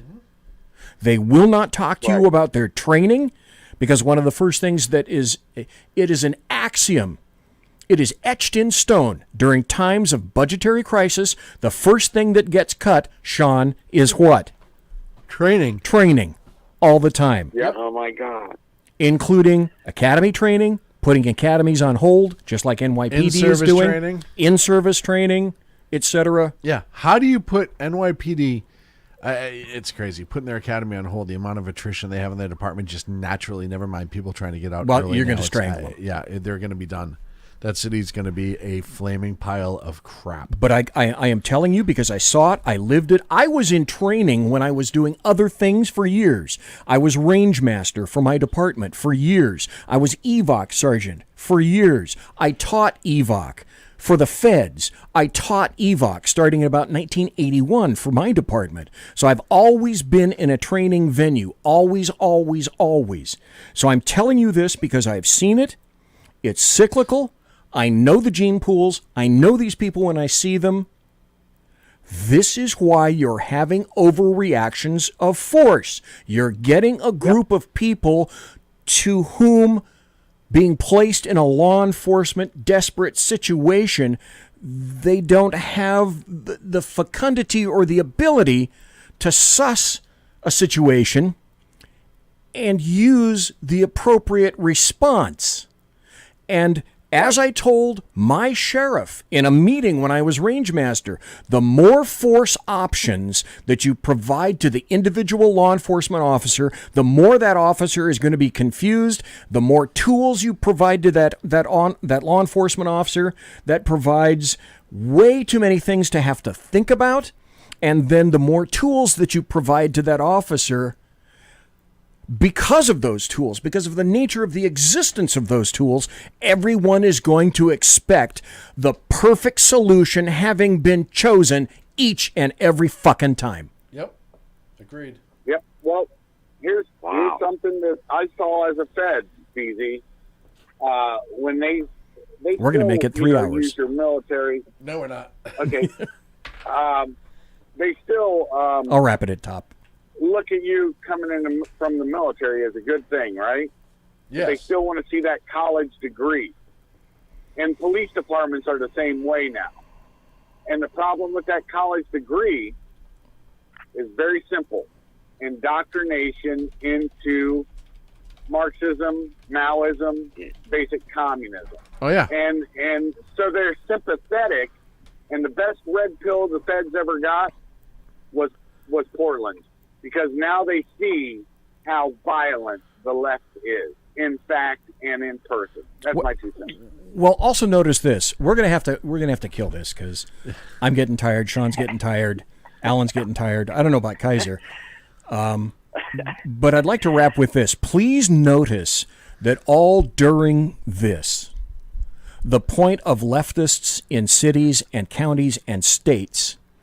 And also with respect to, I can't even remember where the town is or the city is where the Democrats are going to be holding their convention. Milwaukee. 100 police agencies have pulled out of that because they have said that they're not going to be limited to the amount of things that they can use as tools in their tool belts to combat the riots not the protests, but the riots that they know are going to occur. And that is purposeful to the point where the only defense a contingent of law enforcement officers have in the face of rioters is you're going to take away pepper ball, you're going to take away gas munitions, you're going to take away pepper spray, you're going to take away 40. You're going to take away beanbag. You're going to take away all these options. All the non-lethal use of force that you begged officers for years to carry with them all the time. You're now going to take all that away. Yeah, and now you're going to. There's only, and that's purposeful. The purpose of that is to make sure that law enforcement cannot stop riots anymore. Oh no! I'll That's tell you what the purpose goal. is. The purpose is when the crowd rushes cops and they have to defend themselves, and the only thing they have left is guns. That's going to be all over the news that the cops had to mow down the poor protesters in cold blood, and that is why. Yep, that's what it's leading up to. Yep. Okay, folks, we're going to have to jam. They've been trying to get Trump to send in the armies and everything so that they could blame it on him that he shot innocents. Yep, I agree. Okay, we've solved all the world's problems. It's close to 11 o'clock at night on the left coast. It's 1:57 on the far right coast right now. For those of you who are listening live, I'm really sorry for you. Yeah, it's past my bedtime. Yeah, so Sean and I are going to have to go Betty-bye. Kaiser, thank you for being here tonight. I appreciate it, sir. Night. You guys have a great day, and I always enjoy coming on the Berserk Bobcat Saloon. Thank you, Kaiser. See you, Kaiser. And Alan, I want to thank you for being here tonight. Not only always a pleasure. I anticipated you being here for the first hour, and then I ran long on UFOs, and then I had more UFO stories, and then Sean came in and we talked about stuff like that. You were here for all 3 hours again. Yeah. So thank you. I know we've kept you up late too, but I appreciate your contributing here, your contributions with your life, and still the invitation is clear. As long as I'm in the studio, I'd love to see you here someday, and think of the show that we could do in person. OMG. Well, we're making plans to go that way. It's a little difficult with health problems. Yeah. But especially with COVID and all that. But anyway, that's one of the worst. The invitation is always here. And thank you, Alan Thomas, so kindly for being here tonight. I really appreciate it. Yeah, I want to meet Sean anyway, so of course you do. It's me. That's right, because it's me. Sean is eminently meetable. Now, do I mean M-E-E-T-able or do I mean M-E-A-T-able? Just depends on who you ask, I guess. Yeah, speaking of which, you had steak tonight. I did. And that looked good. It was good. Very tasty. Good. I wish I had more. Alan Thomas, thank you tonight, sir. Thank you, sir. Sergeant And Booker we'll see in you chat. around. Sergeant See Booker. you later, Sean. See you, buddy. And all the little BZ Bobcat Salooners. I love you guys. Thanks, bud. Thanks, Alan. I was laughing because Sergeant Booker in chat says BZ doesn't pay overtime. No, he doesn't. No. I try to get him to sign my slip, and he won't, the bastard. Wait a minute. Who's the guy that made me carry all the equipment to Las Vegas Rookie while year. you and Clint flew That was your rookie year. through first class? Don't you dare say first class. Sipping caviar It and was- champagne. It was Southwest, in and I sat next to Southwest. the toilet. There's no first class. Jesus. And that was your rookie year. Okay, I guess it was. All right.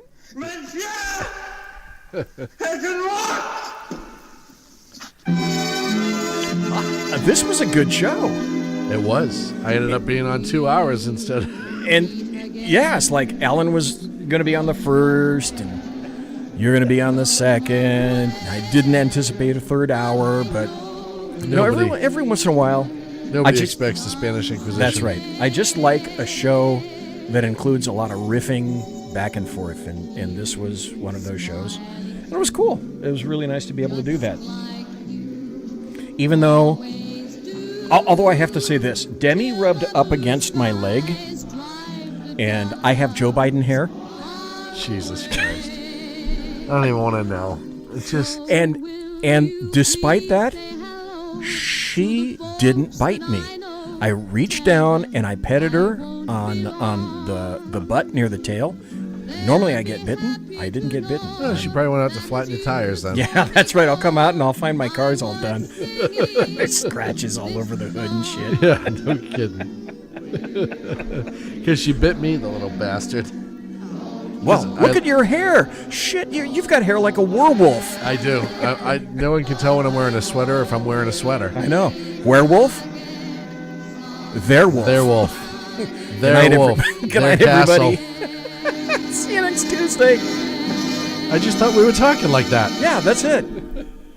Everybody quiet down now and get some sleep. Good night, everybody. Good night, Mama. Good night, Ben. Good night, everyone. Good night, Mama. Good night, Daddy. Good night, children. Good night, Daddy. Good night, Elizabeth. Good night, John Boy. Good night, Jim Bob. Good night, Jim Bob.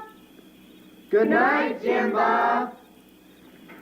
What's going on? I was asleep. What's everybody doing? Good night. Good night, Jim Bob. Go to sleep.